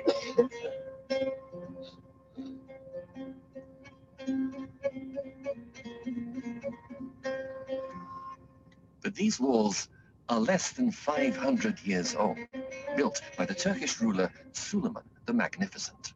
During its long history, Jerusalem has been completely destroyed twice and captured 44 times. The walls, gates, and buildings have been destroyed and rebuilt many times. This is Damascus Gate, one of Jerusalem's. And I'm going to tell you right now, Tel Arad is not Jerusalem. So quit saying that. Tel Arad is not even in Jerusalem. So anybody, if y'all listening to Yahushua or Yehoshua, that false prophet or false teacher, Tel Arad is not Jerusalem. We ain't gonna play them games. And I wish y'all would try to say, somebody need to look at a map. That's what you're gonna have to do. You're gonna have to get a map. You're gonna have to talk about Christ being crucified outside of the city, not Tel Arad. Outside of the city gates, not Tel Arad, which is a distance from Jerusalem. You ain't gonna play them games like that. And you're gonna have to also look up Golgotha, or however you say it, not Tel Arad. Because I know some of y'all how y'all think, and it's real silly. Busiest and most ornately decorated gate. There are 6 other gates into Jerusalem, making 7 entrances in all. An 8th gate, known as the Golden Gate, was sealed off by Suleiman in 1541. According to Jewish prophecy, this is the gate through which the Messiah will enter Jerusalem. So Suleiman sealed it off, hoping to prevent the Messiah from doing so. Just a little south of where I'm standing here by the Golden Gate is an area known as the Offal. The Ophel means a fortified hill or a risen area. And just immediately south of the Ophel is another hill where the city of Jebus once stood. These ruins are all that remain of the Jebusite city before King David besieged and captured Jebus in 1003 BC and renamed it Jerusalem. David brought the sacred Ark of the Covenant into the city, establishing Jerusalem as the center of Judaism. David longed to build a house for God where he could place the Holy Ark. So he bought a farmer's threshing floor from a Jebusite named Verna for 50 shekels of silver. And this was to be the site of the splendid new temple. But God told David that he was not to be the one to build the new temple. Instead, his son Solomon would be given the task. This is what Solomon's temple may have looked like in his day. Solomon's beautiful temple stood for nearly 400 years, until in 586 BC, the Babylonian king Nebuchadnezzar conquered and plundered Jerusalem, and Solomon's temple was burned. In approximately 700 BC, 100 years before Cyrus was born, the prophet Isaiah prophesied that a king named Cyrus would allow the temple to be rebuilt after Nebuchadnezzar had destroyed it. Isaiah's prophecy was fulfilled in 536 BC, when the Persian king Cyrus allowed the Jews in captivity to return to Jerusalem under the leadership of Nehemiah. And after the walls were rebuilt, a second Jewish temple was built on the foundation of Solomon's temple by the Jewish leader Zerubbabel. Hey, can you pause that right quick? 100 years passed before Herod the Great ordered a... Hey, I'm glad he said that about Cyrus, because a lot of these Black Hebrew Israelites always be trying to use 1948 as some basically non-prophetic thing where they say, oh, the UN or United States put them Jews in that land, as if that's supposed to like make them less Jews. And here's an example out of the very scripture, where the prophet Isaiah prophesied about a king rising up that is not an Israelite, so we're dealing with a pagan or heathen, who would then let the Jews go back to rebuild the temple. And then when Cyrus, the Lord stirred up the spirit of Cyrus, as the scripture says, and allowed the Jews to go back. So that means Cyrus made a decree and allowed, or i.e. put the Jews back in the land that it could rebuild the temple. That's no different than the UN gathering together in 1948, and after the whole war and stuff that was going on during that time happened, and they signed a treaty and all that kind of stuff to allow the Jews to return back to the land. That's no different than what King Cyrus did. So y'all need to stop playing around and acting like and using that whole the UN put them there. It doesn't matter. It doesn't matter if the Lord stir up their spirit. Remember, the governments are on his shoulder. He moves the hearts of the kings. So even if they signed the treaty and allowed the Jews into the land, that does not negate that God allowed it and that the Jews are Jews. It's the same thing Cyrus did when the Lord stirred up Cyrus' heart. So y'all need to stop using that. Right. You need to stop doing that. You heard that, brother. Because look, here's the thing, right? When you use that, you got to look at it historically. On the Cyrus cylinder, Cyrus himself did not just build the temple of Israel. He also built the temple of Marduk to the Babylon gods. So historically, you got to understand that he was still a pagan. He was still a pagan. He believed that Marduk delivered the Babylonian king unto him, I believe. So we gonna pull up some history on that. I could be saying it wrong backwards, but I know that he was still a heathen. He was still pagan. And so if God uses Cyrus and he uses other nations to chastise Israel and also to uplift Israel, hey, that's to God be the glory, man. To God be the glory. So all the propaganda that you spitting about 1948, which might not be true or will be true, God says in Zechariah 14, he's going to gather all the nations against Israel to fight.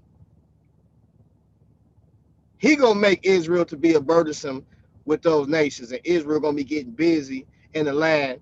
But eventually, them nations going to have to gather against Israel in order to get Israel. And when that happens, that's when Christ gonna come, and they gonna realize who they real true Savior is, or who been there all the time. You know what I'm saying?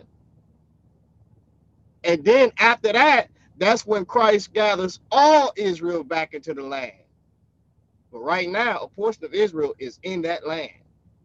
And those Ashkenazi Jews who y'all calling Khazars are not Khazars. Those are Ashkenazi Jews, and that means German Jews because they dwelt in that place, and they've been in that place for centuries before there was even a Khazarian Empire.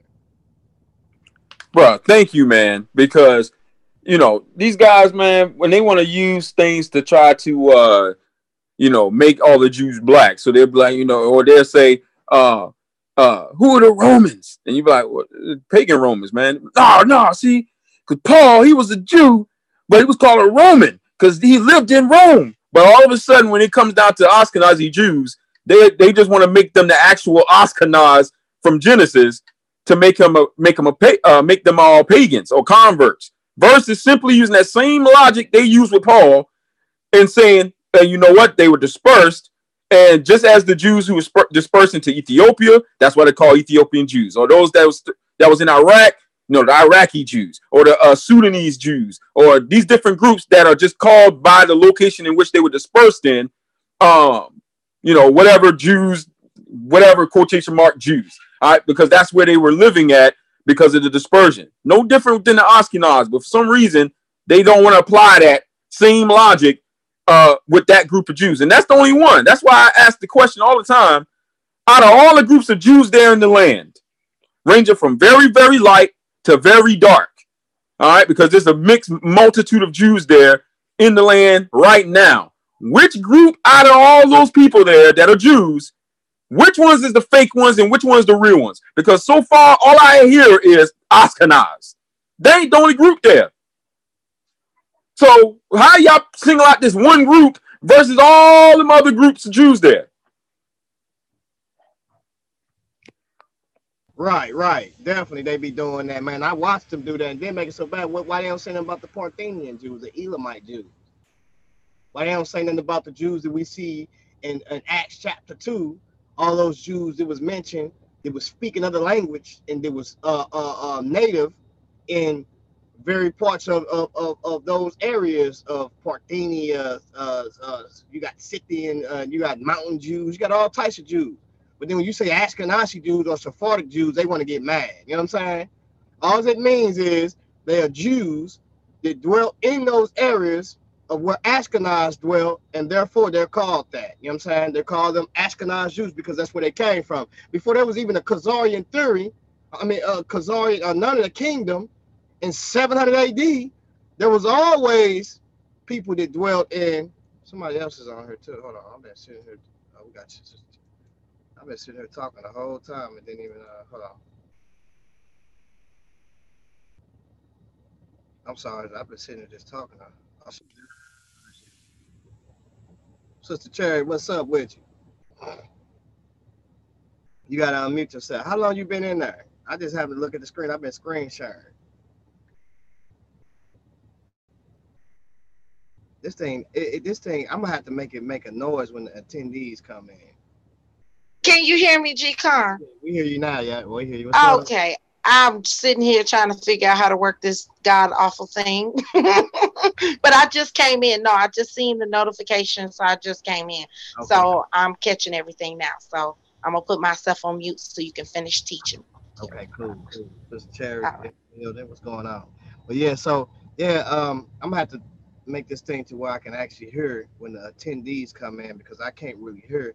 And then to be honest, when they raise their hand, it should make a noise, but I'm gonna have to go into these settings because this is the time. It's been plenty of times I've been looking at this screen and screen sharing and don't hear no type of beep, but I can hear when they come in because it makes a bing noise as far as when she just came in, but I cannot hear when they raise their hand. So I gotta see about that.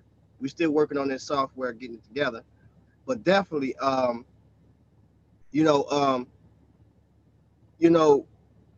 before the Khazarian theory or before the Khazarians took place, a conversion, because it was a conversion, there would have had to been Jews in that area in the first place in order for them be converted, for the Khazarians to be converted. And we do know that a conversion did take place. Now, that is not the whole kingdom. The whole kingdom was not converted to Jews, basically. Now, before there was an before the theory goes that they pushed them to West Europe, these people was already in those areas, because remember, before 70 AD, the Gentiles, the Gentiles scattered the Israelites to all the provinces when we start dealing with the Greece, the Roman and provinces. And then also, we don't want to talk about the Byzantine Empire, because the Jews was well known in the Byzantine Empire. See, this is the history they don't want to talk about. They want to talk about the Cobalt, however you say it, revolt, Cobalt revolt, revolt or whatever. They don't want to talk about none of that stuff. Carcoba, how you say it? Revolt.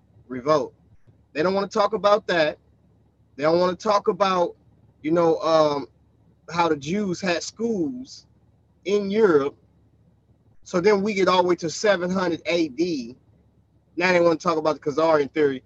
When you go back to Joel says that the Jews was traded by the Zidonians to the Grecians. So they was already in the areas of Greece and the provinces of Greece back then. So, I mean, man, the jig is over. The gig is over with, man. Like, y'all need to stop playing these games. Let's see what's going on in this chat room. I'm not acting like the Jews, the Ashkenazites are the only one. You think they're the only one. But every Jew that you see, he got to be black. So you got it in your mind that every Jew is black. How is that when they've been almost to every continent? You'll say yourself they've been to the four corners of the earth. But they all black. They all just black. That's just retarded, dude. And to be honest, some groups never experienced the 70 AD. They've been isolated and never came back from the dispersion and been isolated within those very places they was dispersed to. That's why when you look at Acts chapter 2, it's telling you about the Parthenian Jews, the Elamite Jews, and all of these different Jews in these different areas. Some of them never came back to the land. It's just like it was today, bro. Some of y'all that claim to be Israelite never has been to Jerusalem in your life. That's how it was back then. The people never came back to the land. They stayed where they was. They stayed isolated where they was. And so when you do a DNA or a genetic test on them with other groups that stay isolated, they genetically connect to each other. Well, I'm sorry. Maury told us that the Igbos in the West are not Israelites. They're not Israelites. They don't genetically trace back to any other groups that we see of Jews. And you can look up the Jews right now. Google it and look up Jews all through the world. And look at all the many types of Jews. And when you do a genetic test on them, they all genetically connect to each other. But when we get to West Africa, we get to West Africa, they ain't got nothing genetically tracing back to all the Jews in the world that have this connection with each other. Come on, man. The Igbos, I'm sorry. Stay out my inbox asking me for money. I'm not giving you nothing. Y'all be lying a lot. You know what I'm saying? You can't get a dime from me. You be lying. One of the Igbos right now today, they deceived my mother into talking to him over from Africa right now. She FaceTiming him right now. We were just talking about it the other day. And that's the God honest truth, trying to get some money. And my mom, she ain't well off, so she definitely probably gonna try to give him the money. Stay out my inbox. Because number one is I already recognize what the West Africans did when they sold a lot of our ancestors, right? I forgive them, but they knew what was going on and they sold them. And we see that the very thing that they did for gain and pleasure is something that they lacking today because they need us and they trying to get money from us. Hey, G-Con, you think it's the Igbos that be sending them little spam emails? Man, Want you to send them like want you to send them to your bank account so they can give you $5 million and all that? yeah, man, that's the Igbos, bro. Listen. That's why even for Infidel, when he was talking about some of those guys that's over there in West Africa, he kind of got upset. Why? Because he knew that a lot of them guys was dealing with the colonists and they sold other blacks. You know why they did that? To preserve their own kinfolks and themselves. That's why they did that. Because they love the world, the lust of the eyes, the lust of the flesh, and the pride of life. They were selling gold. The Ashanti tribe was good at selling gold and trafficking humans to the colonists. So then, when you look at them and they in want today, you would be in want because look what befell you for what you did. So when you look at it, the very West Africans that we see, the governments is talking about, oh, we sorry, we didn't know the Europeans was gonna do that. You knew what they was gonna do because they've been doing it, and you didn't care. You just needed to do what you had to do.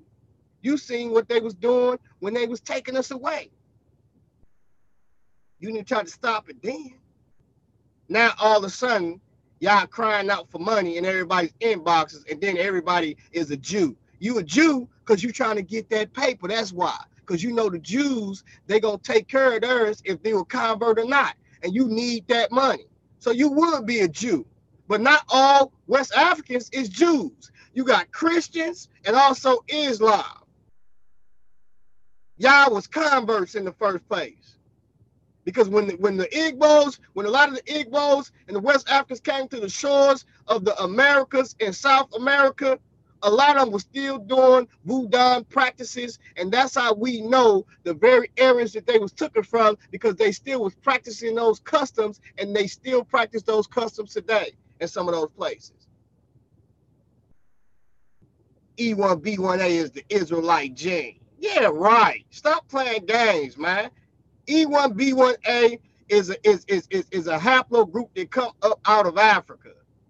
Israel wasn't born in Africa. They came out of West Asia,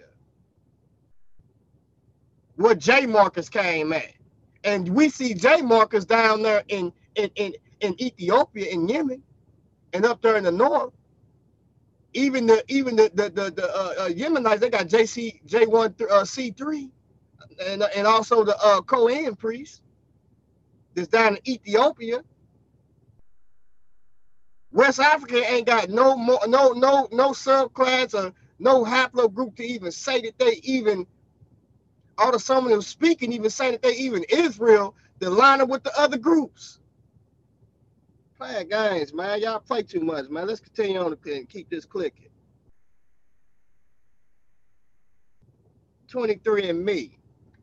You know what I'm saying? I'm starting putting you brothers in headlocks and grabbing DNA off you brothers, man, and taking it to the lab. Massive reconstruction and embellishment of the temple. This is a detailed model of Jerusalem and screen again, G-Con. Can't see it. 73 by the famous historian Michael Avi Yorick. I got on display in the gardens of the Israeli. What'd you say again? I didn't hear you. I was saying you got shared. We can't see it. Or at least I can't. Oh, wait, I see it. Never mind. I was on the wrong page. All right. Museum. In 69 AD, Titus, the son of Roman Emperor Vespasian, marched on Jerusalem to suppress a Jewish rebellion, and in 70 AD, Titus torched the entire city, and the second Jewish temple went up in flames. Since then, for nearly 2,000 years, there's been... Now, if you see, he torched the city. Never made it to the city to commit the abomination of desolation. He torched the temple. Torched the city. Never, city caught on fire. Never committed 24 and 15. That means it remains to happen. When does that happen? The abomination of desolations, 9 and 27 tells you that in Daniel. Also, Revelation chapter 11 tells you about a temple that's going to be built, right? Second Thessalonians 2, 3 through 5 tells you that. Come on, man. Y'all gonna quit playing these games, man. Christ is coming to Jerusalem, Zechariah 14. The governors we see in Zechariah 12 and 13. Come on, man. Y'all better wake up, man, and see what's really going on, man. The black Hebrew Israelites is not fulfilling these prophecies, man, at all. At all, man. So stop playing these games, man. Let me hit that button. Eat my TV dinner. Playing cuisine. Be no Jewish temple standing in Jerusalem. But still, thousands of people every day make their way to the Western Wall, widely believed to have once been part of the actual temple complex. Here, the Jewish people come to mourn the destruction of their temple. Here they can contemplate the many hardships they have endured throughout their history and pray for the return of the glory of their ancient past. No trees can be planted in the courtyard as long as the third and final temple remains unbuilt. After the destruction of the Jewish temple in 70 AD, the Jews never rebuilt a third temple during all those years. But why? I'm joined by Robert Mandelbaum, who's an eschatologist and Bible researcher. Robert, why was this? Why have the Jews never rebuilt their temple? Well, thanks for having me, Chris. It's great to be here. After 70 AD, the Jews were scattered throughout all of the world, and there came a time when Jews were not even allowed to live or visit Jerusalem. They'd wanted, of course, to rebuild their temple, and thanks to the Temple Institute, which is just behind us, all the plans are already made. The sacrificial altar has been recently constructed. The priest robes have been made. Pretty much everything is ready to go. Robert, help us understand, why is it so important to the Jewish religion to rebuild their temple? What is the significance of the temple to them? Well, Chris, there's many important reasons, but the primary reason, the number one reason, is the Jewish people do not believe their Messiah will arrive until that temple is rebuilt. So what's the problem? With everything set and ready to go, what's to stop the third temple being built? Well, the problem is that building you see over there above the Western Wall. It's called the Dome of the Rock. The Dome of the Rock was built by the Arab Caliph Abd al-Malik in 691 AD. It stands on what is known as the Temple Mount on the Haram al-Sharif. The Haram al-Sharif is currently the site of the Al-Aqsa Mosque, which has a silver dome, and the Dome of the Rock, which has a golden dome. And it has a tradition from the 12th century of being the place where Muhammad's stepped off of the earth and onto his horse, and then the horse was taken up into heaven, and so was Muhammad. That's a very late source. It is not from the Quran, but it's a traditional Muslim source. It's the Haram. A lot of people call it the Temple Mount, Dome of the Rock, the Al-Aqsa Mosque. It's this incorporated area that I call the Temple Mount platform that is 36 acres that's up on the Temple Mount area, and it's controlled and managed by the Muslims, and the Jews desperately would love to build their temple there. They believe it's somewhere up on that platform. A lot of people say it's the south or the north, or they're not really sure to where the temple was, but most people will say that is the area of where Solomon's and Herod's temples once rested. But what if the Jewish temples never stood on the Temple Mount where the Dome of the Rock now stands? Robert is one of a number of leading Bible experts and researchers that believe that this is indeed the case. Well, Chris, if you look at 2 Samuel chapter 24 and 2 Chronicles chapter 3, they will show you the exact location of where Solomon's temple was built. The thing that's important to understand is the place that David bought from Arbana, the Jebusite, was a threshing floor. The rock under the Dome of the Rock in no way resembles a threshing floor. It's a rough hewn rock full of holes and just very uneven, and no farmer would ever use that as a threshing floor. what we're really talking about here is the Bible specifically telling us where the temple was built. And Scripture is telling us that the temple was built in the city of David, more specifically in the Jebusite fortress on the threshing floor of Ornan, which is, I would assume, would be very close to the Gihon Springs in some respects. So, Robert, if the Jewish temples never stood where the Dome of the Rock now stands, then where were they built? Well, they were built several hundred feet south of the Dome of the Rock in an area called the Ophel. And all you have to do is study some verses out of Nehemiah chapter 2 and Nehemiah chapter 3. And again, it pinpoints and gives a very clear description of where the temple was built. The key word in that verse, Nehemiah 2:15, is brook. I went up by the brook. And if you look at Nehemiah 3:7, it uses the word river. There's only one brook, one river, one stream within 5 square miles of Jerusalem. There is no river, no brook, no running water on the Haram el Sharif. The only place in all of Jerusalem where there is running water is the Gihon Spring.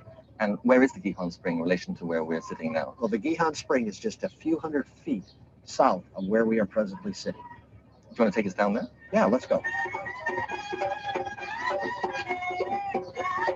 So what they're saying is that if they find out that it's there, they don't have to cause conflict with taking down the Dome of the Rock.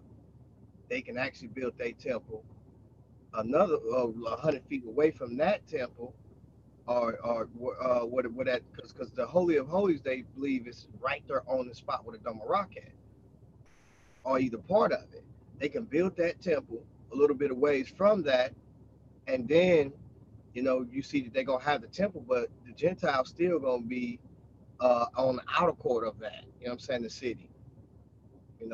Because when we start looking at the city in Revelation chapter 11, we start saying that the two witnesses is also in the city, and I believe they the ones who are gonna be protecting the Temple Mount. But that's another story. But just listening to that, showing you that they're gonna build that temple and get ready for it.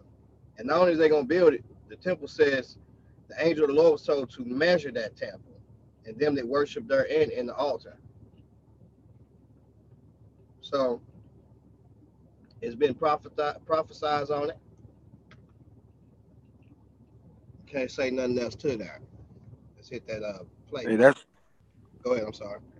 no, I was saying that was interesting. The info where that the guy brought up as far as the the brook and the threshing floor, and that where the Muslim Dome of the Rock is may not be where the temple actually stood, because I was, the first thing I thought when they said the possibility that it was near a river, wherever, that basically would allow them to build it without having conflict with the Muslims over the Dome of the Rock, because you have to imagine that would be a huge conflict if they try to tear down the Dome of the Rock and build a temple.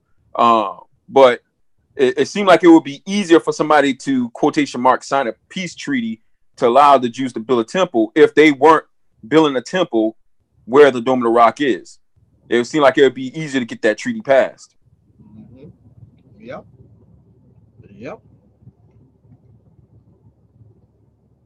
Boy, this lake was lean though.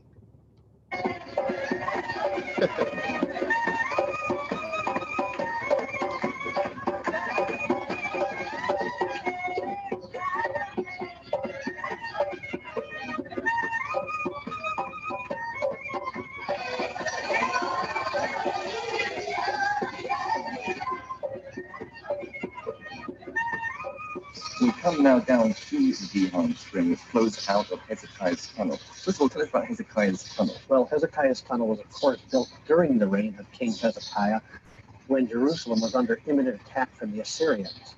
Hezekiah took the Gihon Spring, built this tunnel, and channeled the waters of the Gihon through the tunnel that you see before us. And what is the relevance of the Gihon Spring in relation to where the temple once stood? Well, when the ark was in Shiloh and David brought the ark from Shiloh, he placed it at the Gihon Spring.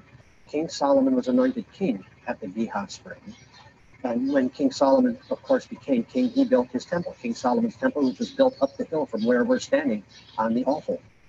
So the waters of the Gihon Spring are very pure. Well, they were at one time, but in 1067 there was a major earthquake in which 25,000 people were actually killed. The topography of the area was changed, and the waters of the Gihon became bitter. So the Gihon, and it's amazing, a siphon spring, one of only maybe a dozen in the whole world that work that way. So it's an amazing water system that you have there. Gihon means gusher, because what would happen several times a day, this water would be gushing out of there. And like I said, if you look in any ancient tell, a tell is an archaeological, artificial mound. You need four things to make a city. You have to have food, water, road, and defense. Any ancient city had to have that. In Jerusalem, there's only one water source. One. There's not two, there's not five, there's not three. There's one water source, and not a small source. One major water source, the Gihon, the gusher. The Gihon Spring was very unique in structure.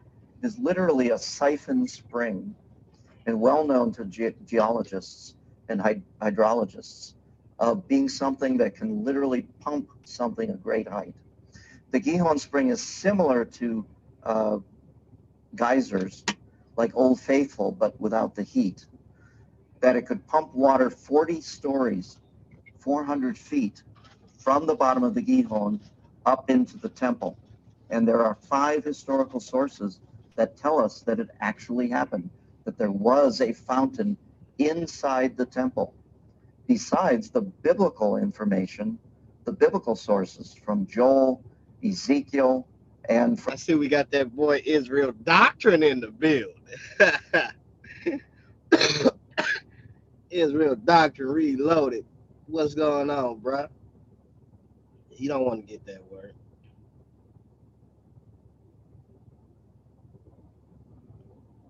Israel Doctrine then popped up on us, y'all.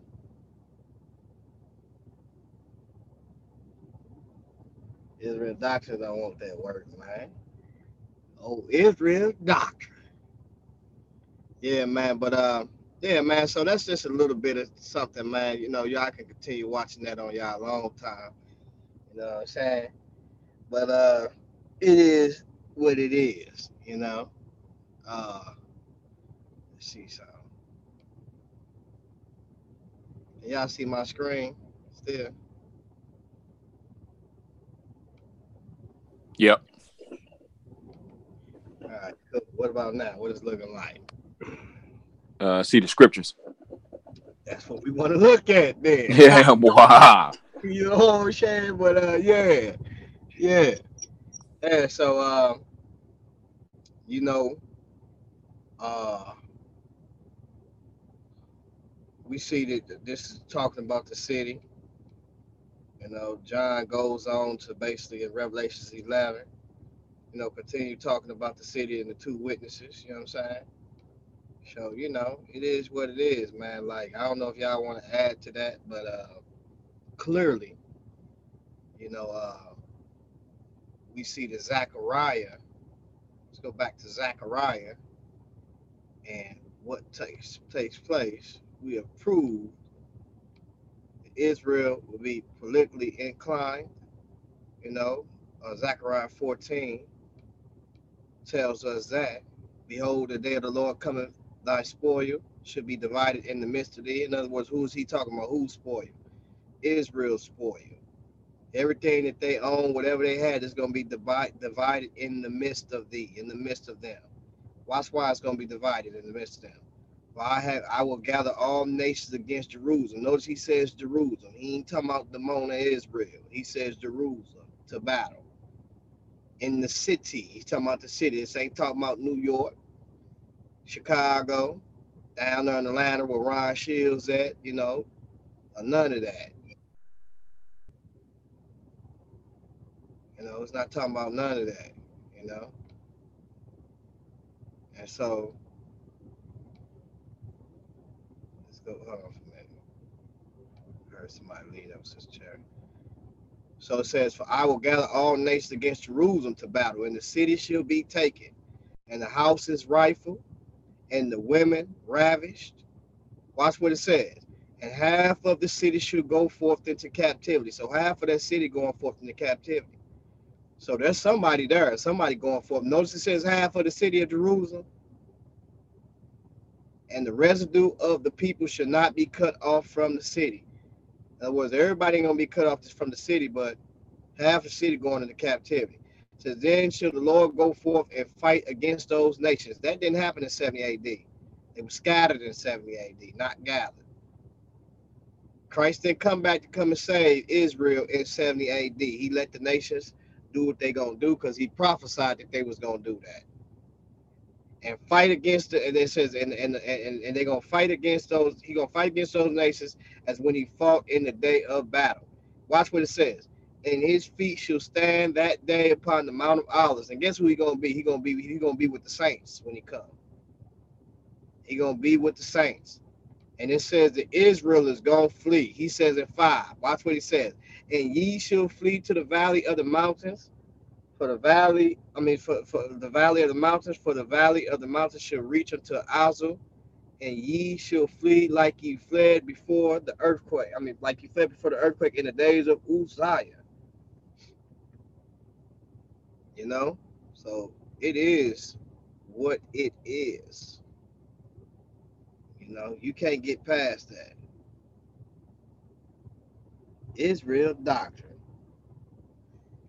But so men Israel doctrine has battled with eschatology, so on and so forth, and he already know. We didn't battle against full preterists, but he know he can't deal with me when it comes to with this eschatology, man. You know what I'm saying? You know, but yeah, we ain't gonna be here long, but we definitely gonna go strong, man. I don't know if BG or Brother Jay want to say something, but you can definitely do so. Brother Jay, man, I just want to congratulate you for taking Israel doctrine out when you did. Man, hey, you know what, man? Hey, I appreciate the lesson tonight. Definitely good, much needed topic, man. You know, we watched the little documentary thing for about 15 minutes, man, so you brothers and sisters could see, what's going on there over there across seas, man, with the third temple, man. Trying to shed light, man, and help y'all brothers and sisters, man, kind of come out of that what's the word I'm looking for, man? Come out of that REM sleep y'all in, man. Y'all talking about y'all waking up, man. I think y'all just went to another level of sleep. But and highly into a lot of mythology and conspiracy theories. And it's quite sad to look at, obviously, with me, used to being in the movement, the brother LaRon, other brothers that do the Christian apologetics now, being former members of the movement, man. We experienced the teaching, experienced the mindset, said the same rhetoric that a lot of y'all brothers and sisters still doing right now. Lord have mercy on us to show us that what we was in was false. And, so we turn around the same way, man, with the compassion, not wanting to see y'all brothers in this deceitful doctrine and so on. That's why we doing this, man. It's not to crush somebody's dreams or anything, but at the same time, the truth gotta be the truth, and we're doing this hopefully to bring the light back to the gospel. Because quite frankly, I'd rather deal with the gospel than dealing with who's real and who's fake Jews. So, so I definitely thank Brother G Khan for letting me come in, man. And Israel Doctrine, long time no see, man.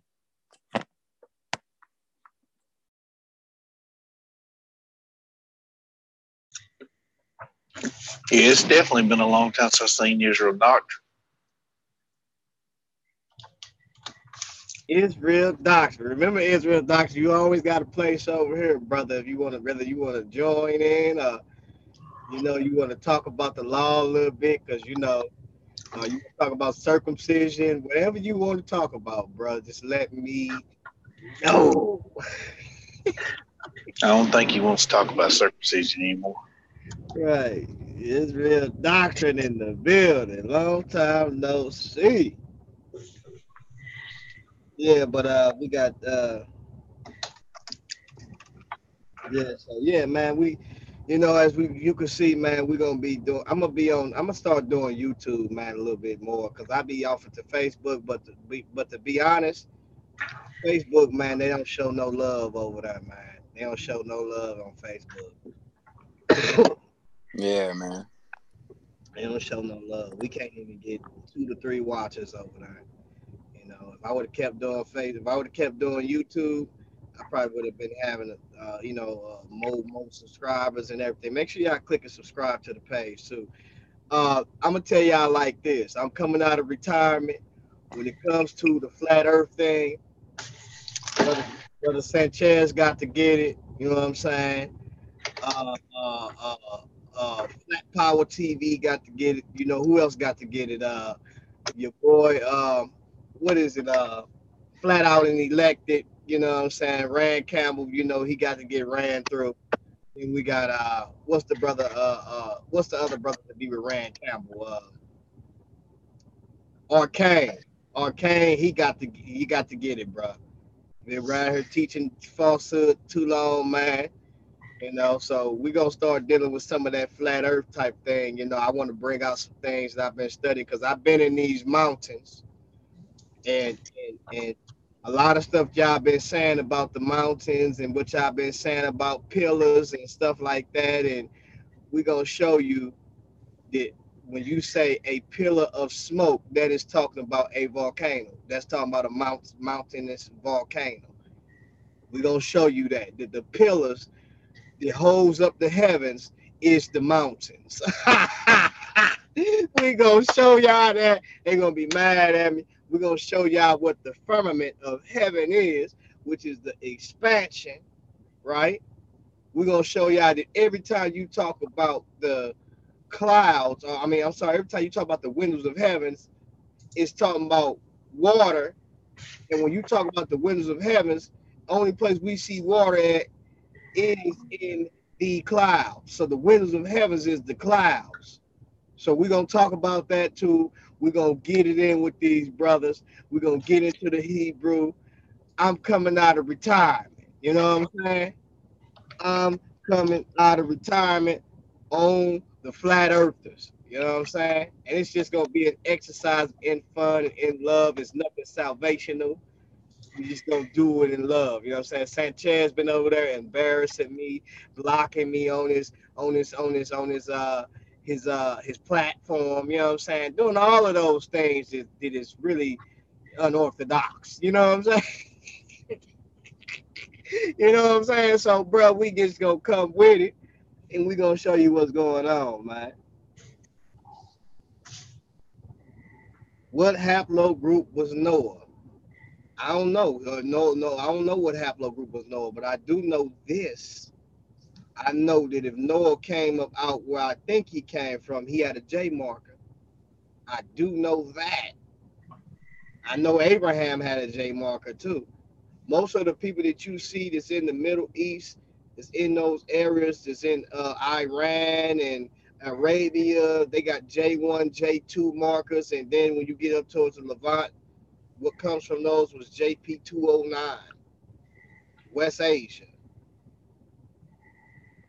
So most of those people got those markers. So I know that. So if you say that you Israel, and we see that when you matter of fact, let's go look at something real quick. Let's look at this real quick. Let's look at Genesis 11. Matter of fact, let's go to Genesis 10. 10 and 1. Let's go on this side right here. Move this all out the way. Let's look at the sons of Japheth. Let's look at the sons of Ham. Let's look at the sons of Shem, right? Now, if you say that you come from Israel, right? Or you come from Jacob, Abraham, and all of them. When you start looking at these sons of Shem, they all have something in common with each other. Elam, them. We start dealing with Elam. We know that Elam is spoken about in Isaiah 11 when it says, "And it shall come to pass that day, in that day, that the Lord shall set his hand again the second time to recover the remnant of Israel, remnant of his people, which shall be left from Assyria." Notice it says the second time. When was the first time that God recovered them? So this is a partial fulfillment. He's going to recover them from Assyria, from Egypt, from Pathros, and from Cush, and from Elam, and from Shinar. I didn't need their mic. They got somebody got to need their mic. From Shinar, and from Hamath, and from the islands of the sea. So you see, it says that. Now, when you look on there, it says from Shinar. Shinar is in Babylon. So there are still Jews that was in Babylon. We see a lot of those Jews. You can Google the Jews of Babylon. A lot of them has come back to the land today. You can Google it. And from Hamath, let's look at where Hamath is at. Go look at where that's at. Look at where Syria is. It's we know about the Jews that's in Cush because they got the markers. They got the J1C3 marker. And from the islands of the sea, right? In the Mediterranean areas. Now, and from the four corners of the earth. Now, there's Jews is in Assyria. There's Jews is in Egypt. Mesraim Jews. Look up the Mesraim Jews. Pathros, which is in Africa, and from Cush, which is in Africa. Then we got them in Elam, and from Babylon, Shinar, and from Hamath. All over the world. So when you look at it, right, let's look at what you can do a DNA test to and test these people. You know some Elamites, they related to Shem. All of them should genetically be traced to each other. But hold on. Let's get off into Arphaxad. Let's get off into him and look at his progenitors, right? When you look at Arphaxad's progenitors, the progenitors of the Israelite. He's the progenitors of the Israelite, Arphaxad, and of the Arabians. So if you do a DNA test with an Arab, somebody that's in that vicinity, that we know that is an Arab or an Edomite or a Moabite or Ammonite or Ishmaelite or Midianite and any other tribes of Asia that's in and other tribes of Asia that we see that comes from Arphaxad, you should genetically be close to them as cousins, relatives. So all you got to do is just go find one of these tribes that you know that's still there to this day, right? Or either from one of these sons of Shem. And you should be genetically close to them than the other brothers, the sons of Noah. Why? Because from the sons of Shem came Elam, so they'd be more close to him and their mother, their maternal side, right? Because he's their father. So you should have something that connects to these people. Bottom line. Aram, the people of Aram, but the progenitor of the Armenians, later called Syrians. Go up there and go test one of them Syrians and see if you connect to them. I guarantee those Syrians got J markers. Why do not West Africans got J markers? If Israel, if that haplogroup in subclass come up out of that area, they was born in that area. They came from that area. Why is it limited on E1B1A within the Levant area, in these areas? But more of E1B1A is in Africa. Why? Because it originates from Africa. Israel didn't originate from Africa. They came outside of Africa. Most haplogroups that we see this of E markers originates in Africa. There's like 12, I believe, subclasses of the E marker itself. But when you start looking at E1B1B, we can see the Jews have those markers. Why? Because we know the migrations of that. North Africa, we see that there's more Jews in North Africa. We see E1B1B went up into West Europe, went up into the Middle East, went also to Arabia and different areas. That marker has been everywhere. But why is it that you brothers that's claiming to be Israel from West Africa don't have that marker? Just because E haplogroup is older than J, right, does not make does not make the E marker come from out of the Levant area. Because what you got to understand is all markers don't originate out of Africa. All markers don't originate in Africa. So when you look at the E marker, right, the E marker originates in Africa because we see the majority of E1B1A is in Africa. But when you start looking at outside of Africa, markers or mutations rise up out of those areas. Why is it that when we look at the Igbos, they don't have no markers that come from out of Africa? A lot of their markers, you could tell that their migration been from East Africa over to West Africa. That's it. So just because a marker is before something does not mean that that marker origin was in Africa or outside of Africa. So we know where these markers rise up, where these mutations rise up at. So that J marker will show the migration of Israel being in that place. They should have that marker. If West Africans was in Asia, they should have that marker.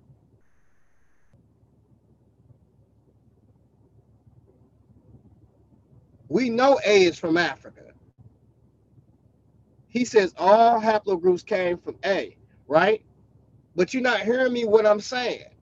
Just because A came from Africa don't mean that J came from Africa.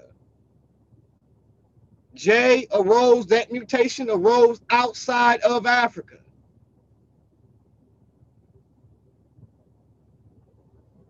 So if you're claiming to be Israel, you should have that marker, or at least one of those markers that comes from those areas. You don't have none of those markers.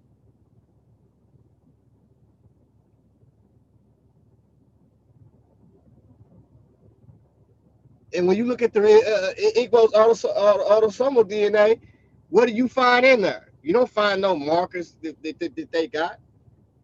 If you can, shoot the link in the what you call. Shoot the link.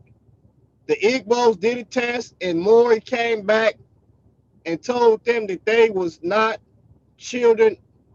They was not connected to the other families of the earth that connect to each other that call themselves Jews. They have no connection with them.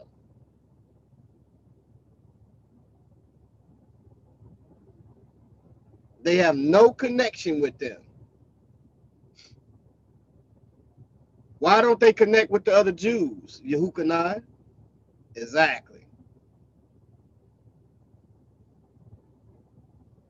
He said all Noah's sons will have the same haplogroup. So are you telling me Noah's son wouldn't have picked up mutations? Once they separated and went their different ways, their children went their different ways? You a lie.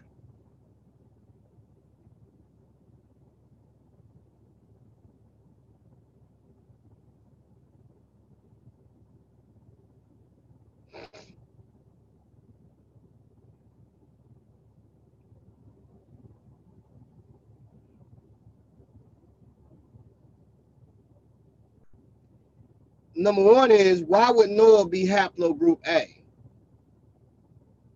Why would he be haplogroup A? Is Noah the first person? Where does haplogroup A come from? Is Noah the first person? Noah is not the first person.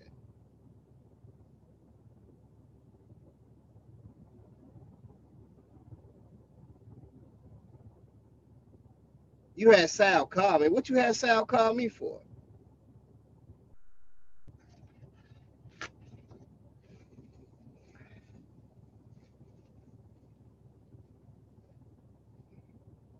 Why? So you could be stalking like you always do? Anyways, yeah, man. But yeah.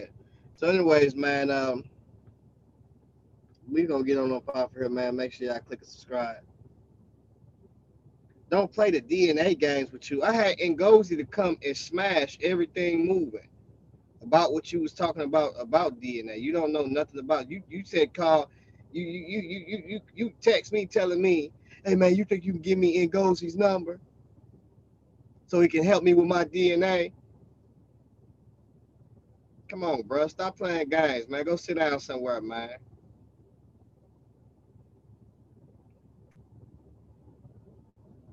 But anyway, we finna get on up out of here, man, because you hooping now. He finna start lying like he always do, man. You want to say something before we get up out of here, Brother Jay? Nah, man. Y'all check out the stay on the lookout, man. It's next album I got coming out pretty soon. Lord's will, I'll be wrapping it up come midweek next week, and then I'll start making announcements as far as the release date and stuff like that, man. So y'all stay on the lookout for that. AD After Deception. Jay the producer. And then Yehukanah, you said you R1B, but V88, but when you listen to Ngozi, he said that haplogroup come from your slave master. If you think I'm lying, bro, you can go back and listen to it. But with that being said, yeah, man. From the Psalms, several Psalms. That being said, Yehukanah, we're going to end that on that note. You tried, but you failed.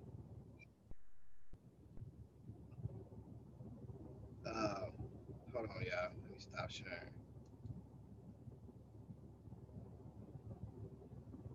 All right, BG, man, we out of here, man. Appreciate you coming through, brother. All right, y'all have a good night. You too, peace, brother.